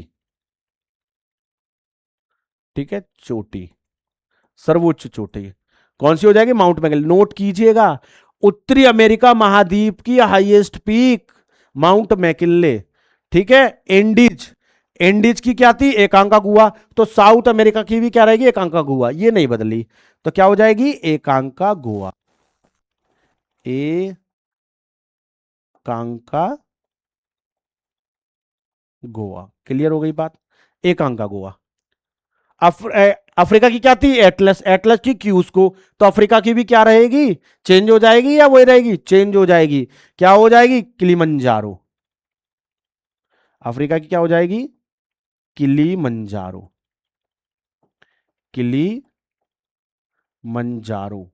किलिमंजारो कहां है, Tanzania, Tanzania, Kilimanjaro Tanzania. Europe की क्या थी, यूराल, यूराल की क्या थी, नैरोडनाया, पर लेकिन इसकी क्या हो जाएगी, एल्ब्रुस। यूरोप की क्या हो जाएगी बेटा, इसे मैं यहां पे बना देता हूं, एल्ब्रुस यहां पे बनाता हूं, काकेशस पर्वत पर है, एल्ब्रुस। क्लियर रहेगी बात, एल्ब्रुस। एशिया की हिमालय, हिमालय में माउंट एवरेस्ट थी, तो एशिया की भी माउंट एवरेस्ट रहेगी, और वर्ल्ड में सबसे बड़ी ऊंची भी कौन सी रहेगी, माउंट एवरेस्ट रहेगी। क्लियर हो गई। ऑस्ट्रेलिया की ग्रेट डिवाइडिंग रेंज, उसकी है जेबल टाउकाल, ऑस्ट्रेलिया की जेबल टाउकाल ही रहेगी। बस यहां पे हमें एड ऑन कौन सा करना है, सर्वोच्च चोटी में, एक मिनट, दो कैसे गलत दब गया, ठीक, माफी चाहूंगा, बोर्ड हिल गया था। तो यहां पर हम क्या देखेंगे, एक हमारा श्वेत कॉन्टिनेंट आ रहा था,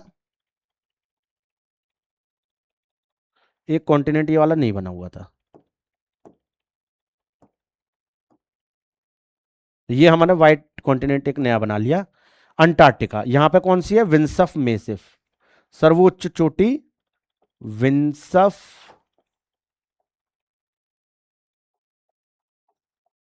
मेसिफ। क्लियर रहेगी, विंसफ मेसिफ अंटार्कटिका की।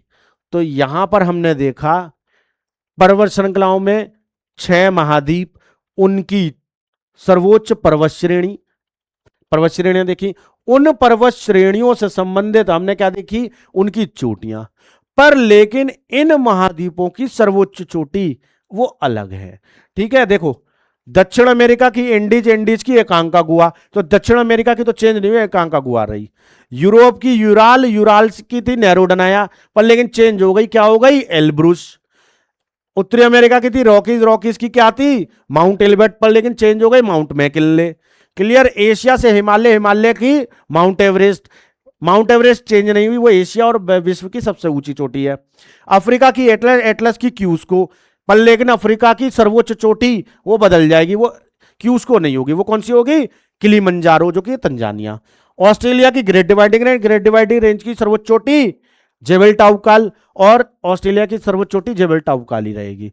बस अंटार्कटिका को ऐड कर लीजिए, अंटार्कटिका की सर्वोच्च चोटी कौन सी है, विंसफ मेसिफ। उम्मीद है समझ में आ गया होगा, साथ में तो आपने इनकी भी सर्वोच्च चोटियां लिख ली होंगी। ठीक, चलिए अगले स्लाइड पर आते हैं। नदियां देखेंगे कुछ, नदियों से बहुत सारे, नदियों से बहुत प्रकार के प्रश्न आते हैं, पर लेकिन सर्वाधिक प्रश्न जो आते हैं वो इंडियन ज्योग्राफी की नदियों से आते हैं, है ना, इंडियन रिवर सिस्टम से आता है, ड्रेनेज सिस्टम से। पर लेकिन फिर भी हम विश्व की कुछ नदियों को ध्यान में रखेंगे, ये कहां से निकलती हैं और कहां खत्म होती हैं, ओरिजिन एंड सोर्स। नील नदी विक्टोरिया झील से निकलती है, भूमध्य सागर में खत्म हो जाती है। अमेजन नदी की बात करेंगे, लैंगो विल्फेरो से निकलती है और अटलांटिक महासागर में बेटा खत्म हो जाती है। उसके बाद मिसिसिपी की बात करेंगे, रेड रॉक से निकलकर मैक्सिको में खत्म हो जाती है।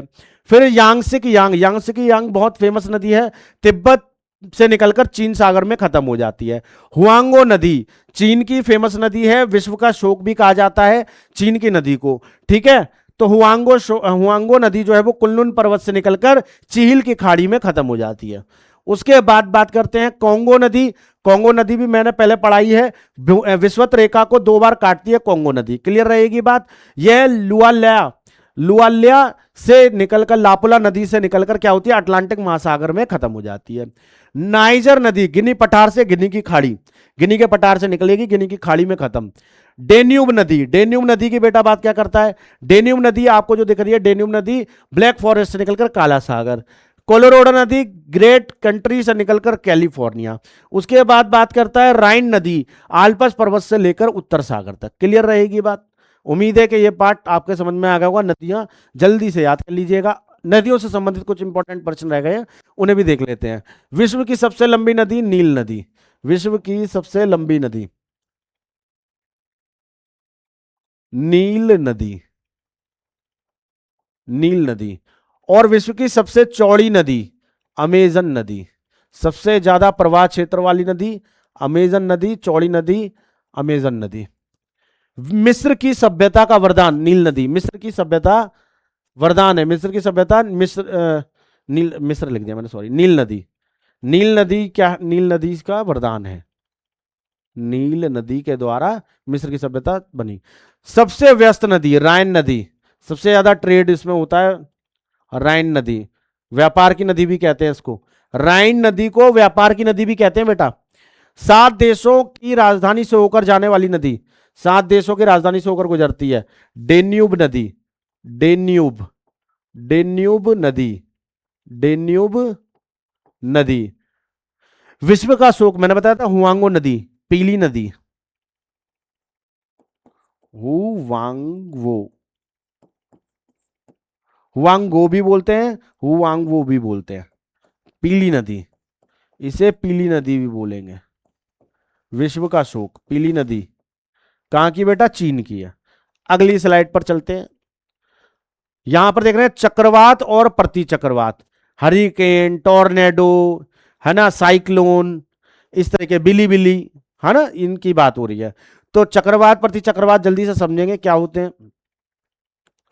देखिए मैंने आपको पवनें पढ़ाई थी, जिसमें मैंने आपको यह बताया था कि विश्व में क्या होता है कि जो भी पवनें चलनी है वो उच्च दाब से निम्न दाब की ओर चलती हैं। ठीक है, तो जब कभी हवा बहुत तेज चलेगी तो उसके कारण से भी चक्रवात बन सकते हैं। तो चक्रवात प्रति चक्रवात को जब हम देखते हैं तो यहां पर एक लाइन ले लेते हैं बीच में।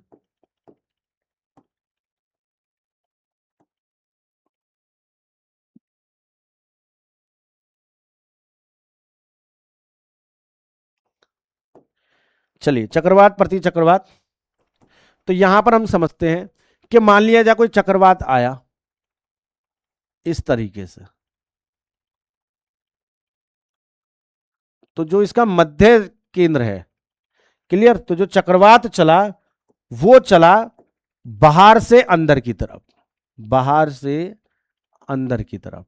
और बाहर से अंदर की तरफ चलने का मतलब क्या होता है बेटा, बाहर से अंदर की तरफ चलेगा तो इसका साफ मतलब है बाहर क्या है, उच्च दाब, क्योंकि उच्च दाब से निम्न दाब की तरफ चलता है, क्लियर रहेगी बात। बाहर से अंदर की तरफ चल रहा है, तो बाहर से अंदर की तरफ आया, तो अंदर क्या हो गया, निम्न दाब, और बाहर क्या हो गया, उच्च दाब। तो बाहर कैसा दाब हो गया बेटा, उच्च दाब, हाई प्रेशर। और अंदर कैसा हो गया, अंदर क्या हो गया बेटा, निम्न दाब,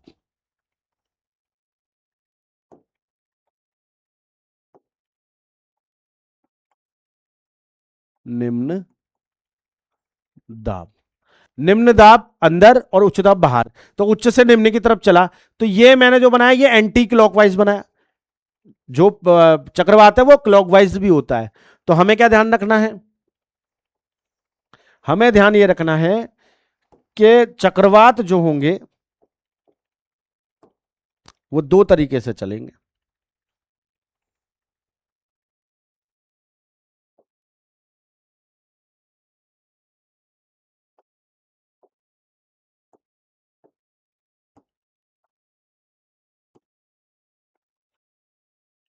चक्रवात दो तरीके से चलेगा। क्लियर। अब देखो इधर क्या है, नदन हेमिस्फेयर, और इधर क्या है, सदन हेमिस्फेयर, उत्तरी गोलार्ध और दक्षिणी गोलार्ध। तो चक्रवात जो है, चक्रवात की बात कर रहा हूं मैं, साइक्लोन की। चक्रवात क्या करते हैं, उत्तरी गोलार्ध में एंटी साइक्लोन चलते हैं, एंटी साइक्लोन। क्लियर। घड़ी के विपरीत दिशा में।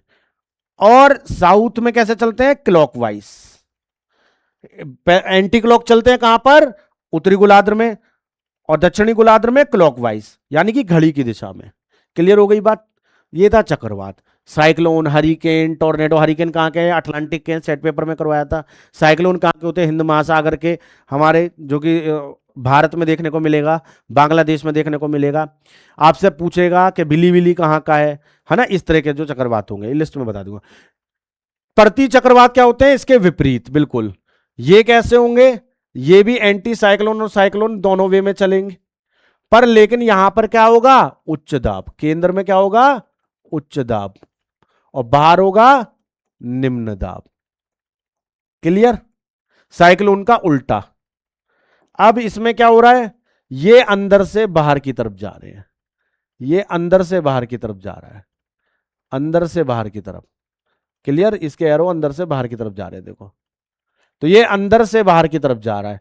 और ये भी क्लॉक और एंटी क्लॉक दोनों तरीके से चलते हैं, दोनों गोलार्ध में। क्लॉक और एंटी क्लॉक दोनों तरीके से चलेंगे, दोनों गोलार्ध में।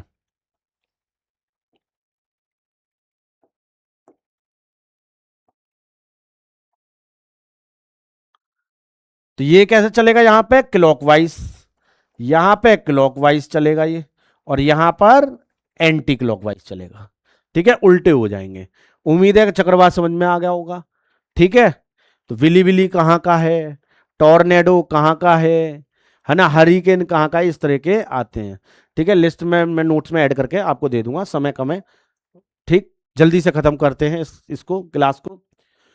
फोन भी आने शुरू हो गए हैं, फोन साइलेंट पे ही है, बहुत फोन आ गए। चलिए अपना अगला टाइप देखते हैं, जल्दी जल्दी खत्म करूंगा। विश्व के प्रमुख जल डमरू जल संधि, डेविस जल संधि कौन से सागर में, बिफिन खाड़ी एवं अटलांटिक। देश कौन सा है, अलास्का, रूस। ठीक।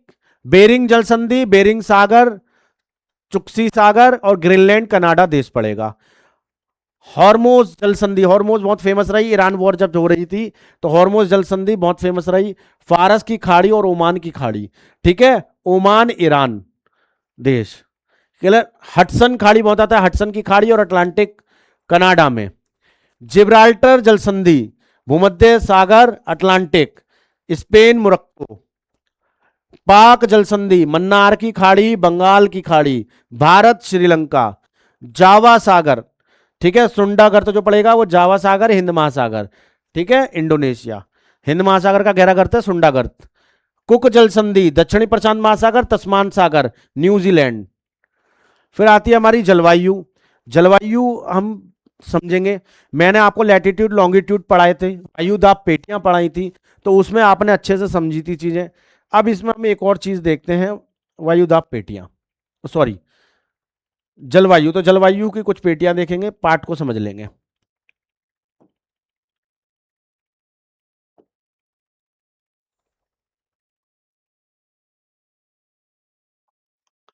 यहां पर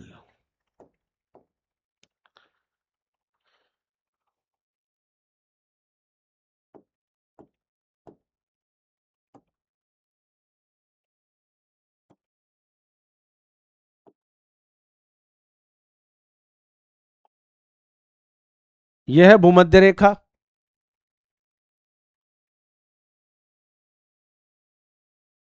23.5,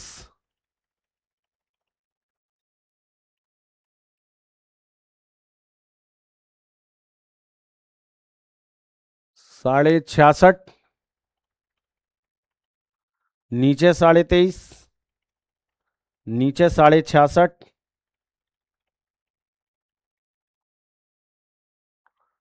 और 90 डिग्री।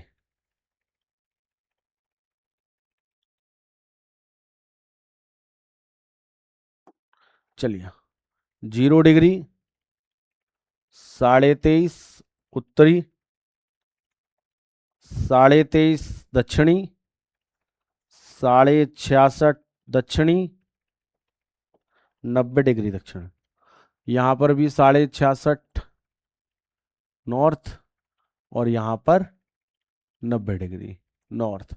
ये हमने मुख्य लैटिट्यूड देखे थे। तो मैं बात कर रहा हूं इस इलाके के क्षेत्र की, कि ये जो हमें दिखाई दे रहा है 23.5 से ये वाला 23.5, इस वाले भाग को बोलते हैं उष्ण कटिबंधीय क्षेत्र। उष्ण कटिबंधीय क्षेत्र, ये जो पार्ट आपको दिखाई दे रहा है, ये कैसा है? उष्ण कटिबंधीय क्षेत्र।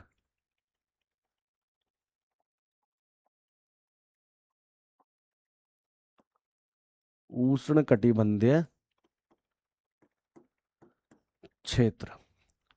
ऊपर का जो पार्ट आपको दिखाई दे रहा है, इसकी अगर हम बात करते हैं,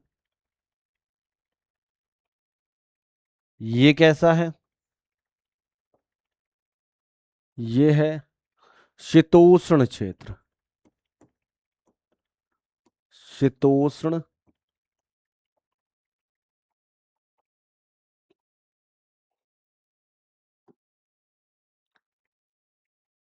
क्षेत्र। क्लियर रहेगी बात? और जो ऊपर का भाग आपको दिख रहा है, ये वाला, ये रहेगा ध्रुवीय क्षेत्र। ध्रुवीय क्षेत्र।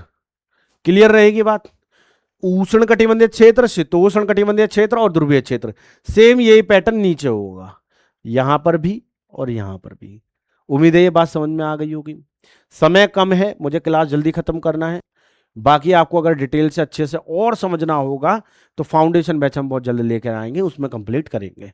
तो ये 3 पार्ट हमारे समझ में आ गए। इसमें क्या होता है कि बहुत ज़्यादा गर्म होता है, ये ठंडा होता है, और ये बहुत ज़्यादा ठंडा होता है। क्लियर रहेगी बात? ये मैं लैटिट्यूड लैंगिट्यूड में बहुत विस्तार से समझा चुका हूँ। पार्ट 1 देख लेना बड़े मजे से। अब आते हैं विश्व के कुछ हमारे मरुस्थल रेगिस्तान। तो रेगिस्तान जो होते हैं, जो मरुस्थल होते हैं, वो 2 प्रकार के हैं। एक उष्ण कटिबंधीय है, एक है शीतोष्ण कटिबंधीय। अभी मैंने जलवायु के बारे में बताया, उष्ण कटिबंधीय, शीतोष्ण। उष्ण कटिबंधीय वो क्षेत्र जो कि गर्म है, शीतोष्ण कटिबंधीय जो थोड़े ठंडे हैं। ठीक है? तो उष्ण कटिबंधीय क्षेत्र और शीतोष्ण एक साथ ही मैं लिखता हुआ चलूंगा, क्योंकि समय थोड़ा सा मेरे पास कम है। तो यहां पर मैं अच्छे से समझाने की कोशिश करता हूं आपको कि उत्तरी अमेरिका में जो रेगिस्तान पड़ेगा, पहले हम उत्तरी अमेरिका महाद्वीप के रेगिस्तान देखेंगे। नॉर्थ यूएसए, ठीक है? नॉर्थ यूएसए के रेगिस्तानों को हम अच्छे से समझेंगे। क्लियर? नॉर्थ यूएसए के रेगिस्तानों को हम अच्छे से समझेंगे। थोड़ा सा पानी मैं पी लेता हूं, तबीयत भी तो सही नहीं है आज।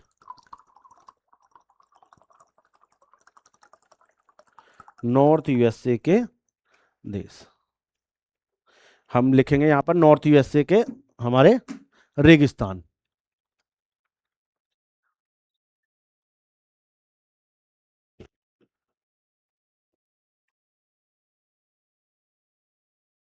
चलिए लिखते हैं, फिर थोड़ा थोड़ा पानी में पीता रहूं। हाँ, तो यहां पर हम लिख लेते हैं 3। Great basin. Great basin. दूसरा मुजावे। मुजावे। तीसरा सोनोरन। सोनोरन। ये 3 रेगिस्तान कौन से उसमें पाए जाएंगे? महाद्वीप में, नॉर्थ यूएसए में ये 3 पाए जाएंगे। ग्रेट बेसिन, मोजावे, सोनोरन। फिर हम बात करते हैं किसकी? हमारे दक्षिण अमेरिका की। पहले हम इन्हें लिख लेते हैं, फिर इनके टाइप को भी देख लेंगे। तो यहां पर आता है एक चिली। चिली में कौन सा पड़ेगा? अटाकामा। अटाकामा। अटाकामा। अटाकामा रेगिस्तान। अटाकामा। क्लियर? कहां है ये? चिली। एक पड़ेगा पराग्वे, है ना, पेंटागोनिया, सॉरी, पेंटागोनिया,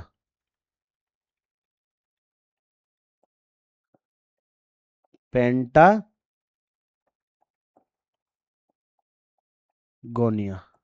ये कहां पे है? Argentina, Argentina. पहले हमने अमेरिका के देखे, north USA, south USA. North USA में हमने चार देखे, ग्रेट बेसिन, मोजावे, सोनोरन। फिर हमने देखा चिली का अटाकामा और पेंटागोनिया, अर्जेंटीना। क्लियर हो गई बात। इसके बाद हम रेगिस्तान कहां के देखेंगे? अफ्रीका के। अफ्रीका की बात करते हैं तो सहारा मरुस्थल, सहारा मरुस्थल बहुत इलाकों में फैला हुआ है, 11 देशों से सीमा लगती है सहारा मरुस्थल की। सहारा मरुस्थल, सहारा मरुस्थल, ठीक है। ये कौन सा है? अफ्रीका। महाद्वीप कौन सा है बेटा? अफ्रीका महाद्वीप। तो अफ्रीका में सहारा मरुस्थल, और साउथ अफ्रीका में कालाहारी, कालाहारी बोत्सवाना पड़ेगा ना, सवाना, सवाना, न्यूजीलैंड में, और इसमें अफ्रीका में सहारा और कालाहारी। अफ्रीका में दो पड़ेंगे, सहारा और कालाहारी। कालाहारी कहां पे है बेटा? Botswana, Botswana, Kalahari Botswana. Clear रहेगी बात? सहारा और कालाहारी, बोत्सवाना। यूरोप की बात करते हैं, यूरोप में कोई मरुस्थल नहीं है, यहां लिख देता हूं, यूरोप में मरुस्थल नहीं, यूरोप में मरुस्थल नहीं। फिर आता है अपना एशिया। अब एशिया में भी अच्छे खासे मरुस्थल आपके पड़ेंगे। एशिया में पहली तो बात कर लेते हैं, भारत पाकिस्तान के बॉर्डर पर थार मरुस्थल, है ना, यहां पर लिख लेंगे। इसको मैं थोड़ा कोशिश कर लेता हूं कि जूम हो जाए ये।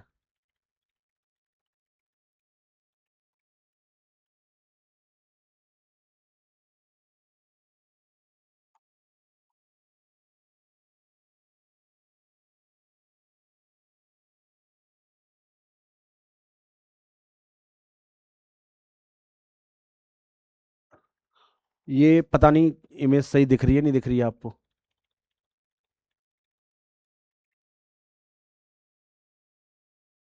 एक काम करते हैं, इसको ऐसे ही रहने देते हैं जैसे है।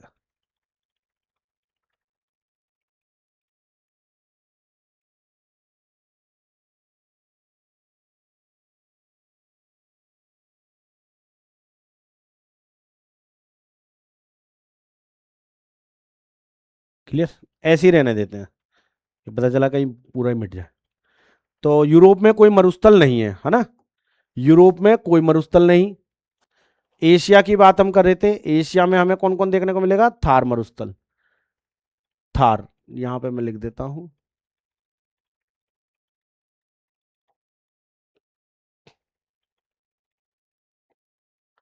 थार मरुस्थल, भारत पाकिस्तान के बॉर्डर पर। नोट करते रहिएगा, है ना। देखिए नॉर्थ यूएसए में हमने क्या देखे? Great Basin, Mojave, Sonoran. फिर हमने दक्षिण अमेरिका में देखे, दक्षिण अमेरिका में चिली का अटाकामा और पेंटागोनिया, अर्जेंटीना में। अफ्रीका पर गए, अफ्रीका में हमने देखा सहारा और कालाहारी, सहारा कालाहारी बोत्सवाना का, और अफ्रीका का सहारा, जो कि 11 देशों से लगेगा। फिर हमने देखा यूरोप, यूरोप में कोई भी मरुस्थल नहीं है। फिर हम आ गए कहां पर? एशिया में। एशिया की अगर हम बात करते हैं तो एशिया में कौन सा मरुस्थल देखने को मिल रहा है? थार मरुस्थल। थार मरुस्थल के अलावा एशिया में हमें कौन से देखने को मिलेंगे? थार हो गया, गोबी, गोबी मरुस्थल, ठीक है, और तकला मनाक, ठीक है, तकला मनाक। पानी पी लेता हूं मैं थोड़ा सा। गोबी और तकला मनाक।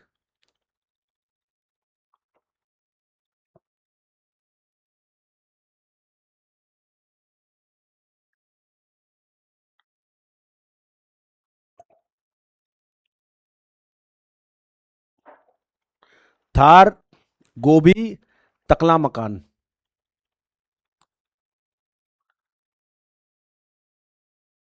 तकला मकान,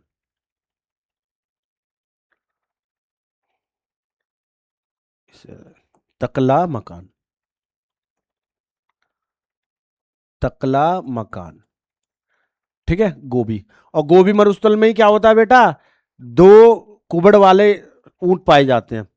फिर उसके बाद ईरान की साइड पे पढ़ेंगे, दस्ते कुरान और दस्ते कवान, दो पढ़ेंगे है ना, ईरान की साइड पे। ये हो गए। ऑस्ट्रेलिया, प्यासी भूमि का देश भी कहते हैं। ऑस्ट्रेलिया और न्यूजीलैंड में भी पाए जाएंगे, ऑस्ट्रेलिया और न्यूजीलैंड। ऑस्ट्रेलिया में कौन कौन से पाए जाएंगे, ऑस्ट्रेलिया को जूम करके देखें क्या, अगली शीट है हमारे पास घास के मैदानों की बेटा, इसी में लिखना पड़ेंगे। तो यहां पर हमें कौन मिलेगा, गिब्सन, ऑस्ट्रेलिया में। पहले एक बार देख लेते हैं हम, यहां पर थार हो गया, गोभी हो गया, तकला मकान हो गया, ईरान के हो गए दस्ता मकान, दस्ता कवान। ठीक है, ऑस्ट्रेलिया में आते हैं। ऑस्ट्रेलिया में आपको जो देखने को मिलेंगे, ऑस्ट्रेलिया के लिखिएगा सैंडी, गिब्सन और विक्टोरिया। सैंडी, गिब्सन और विक्टोरिया, यहीं पे बना देता हूं मैं तीनों।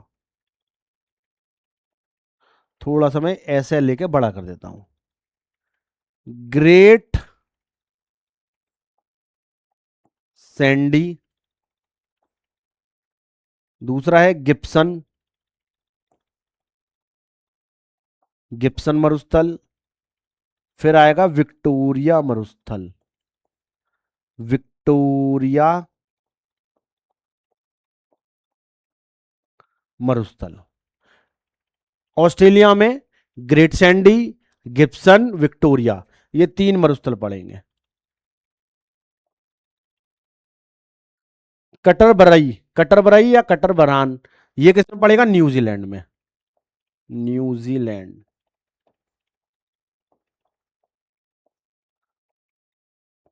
Cater burn, New Zealand.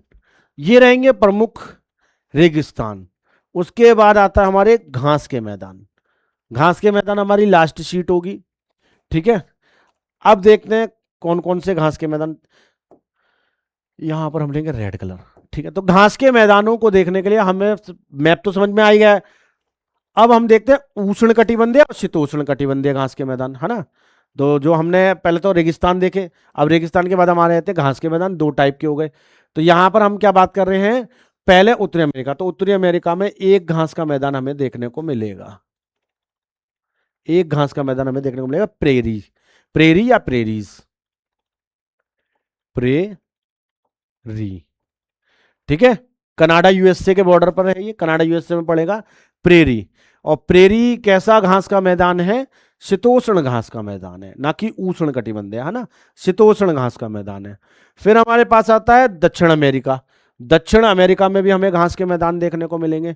तो दक्षिण अमेरिका में जो घास के मैदान हमें देखने को मिलेंगे वह कौन से हैं, लानोस, लानोस, कंपास और पंपास। ठीक है, कौन कौन से हैं, पहले लिखेंगे लानोस, लानोज,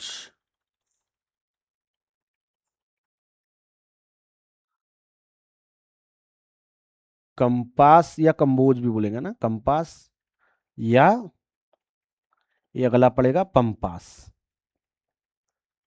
पंपास। ये दिख रहा है कलर, ठीक। लानोस, कंपास और पंपास, लानोस, कंपास और pampas, Llanos, compass, pampas. Clear रहेगी बात। अब ध्यान से समझना, लानोस कहां है, Venezuela, Venezuela. Pampas Brazil, Brazil. Pampas Argentina, Argentina. Clear हो गई बात। प्रेरीज देखा, फिर लानोस, कंपास, पंपास देखा, क्लियर हो गए। उसके अलावा हमसे अगला बात कर रहा है, ऑस्ट्रेलिया को देख लेंगे। ऑस्ट्रेलिया में कौन सा है? डाउन्स, डाउन्स घास का मैदान। ऑस्ट्रेलिया में कौन सा पड़ेगा? डाउन्स, ऑस्ट्रेलिया, ऑस्ट्रेलिया, ऑस्ट्रेलिया में कौन सा पड़ रहा है बेटा घास का मैदान? डाउन्स। फिर उसके बाद हमारा आ गया कौन सा? अफ्रीका। अफ्रीका में देखते हैं, अफ्रीका में एक तो पड़ेगा वेल्ड और एक पड़ेगा सवाना। सवाना, सवाना कहां पे पड़ता है बेटा? अफ्रीका में। और वेल्ड कहां पड़ता है बेटा? साउथ अफ्रीका में। वेल्ड, वेल्ड और सवाना अफ्रीका के पड़ेंगे बेटा।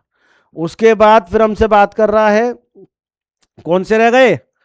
सॉरी, यूरोप और एशिया के रह गए, और न्यूजीलैंड। ठीक है, तो यूरोप और एशिया के देखेंगे। तो यूरोप में पड़ेंगे दो, एक पड़ेगा पुस्ताज, पुस्ताज, पुस्ताज कहां पे पड़ेगा? Hungary, पुस्ताज Hungary. और एक पड़ेगा स्टेपी, स्टेपी, स्टेपी कहां पड़ता है? Eurasia, Europe Asia, Eurasia, steppe Eurasia. ठीक है, स्टेपी यूरेशिया में। और आपका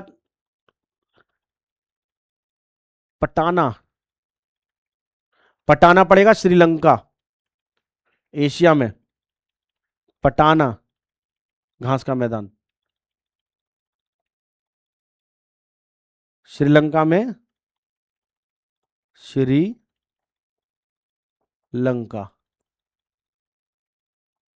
पटाना घास का मैदान, पटाना। ठीक है, श्रीलंका। और कौन से रह गए आपके? एशिया हो गया, यूरोप हो गया, डाउन्स हो गया। कैटरवरी, कैटरवरी, कैटरवरी, कैटरवरी, कैटरवरी पड़ेगा न्यूजीलैंड में। कैटरवरी न्यूजीलैंड, न्यूजीलैंड, कैटरवरी।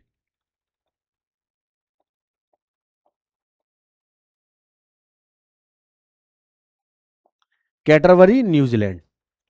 तो ये थे आपके मुख्य घास के मैदान। ठीक है, उम्मीद है कि ये क्लास आपको समझ में आई होगी। ठीक, अब हम अगली क्लास लेके आएंगे अपनी वर्ल्ड ज्योग्राफी की।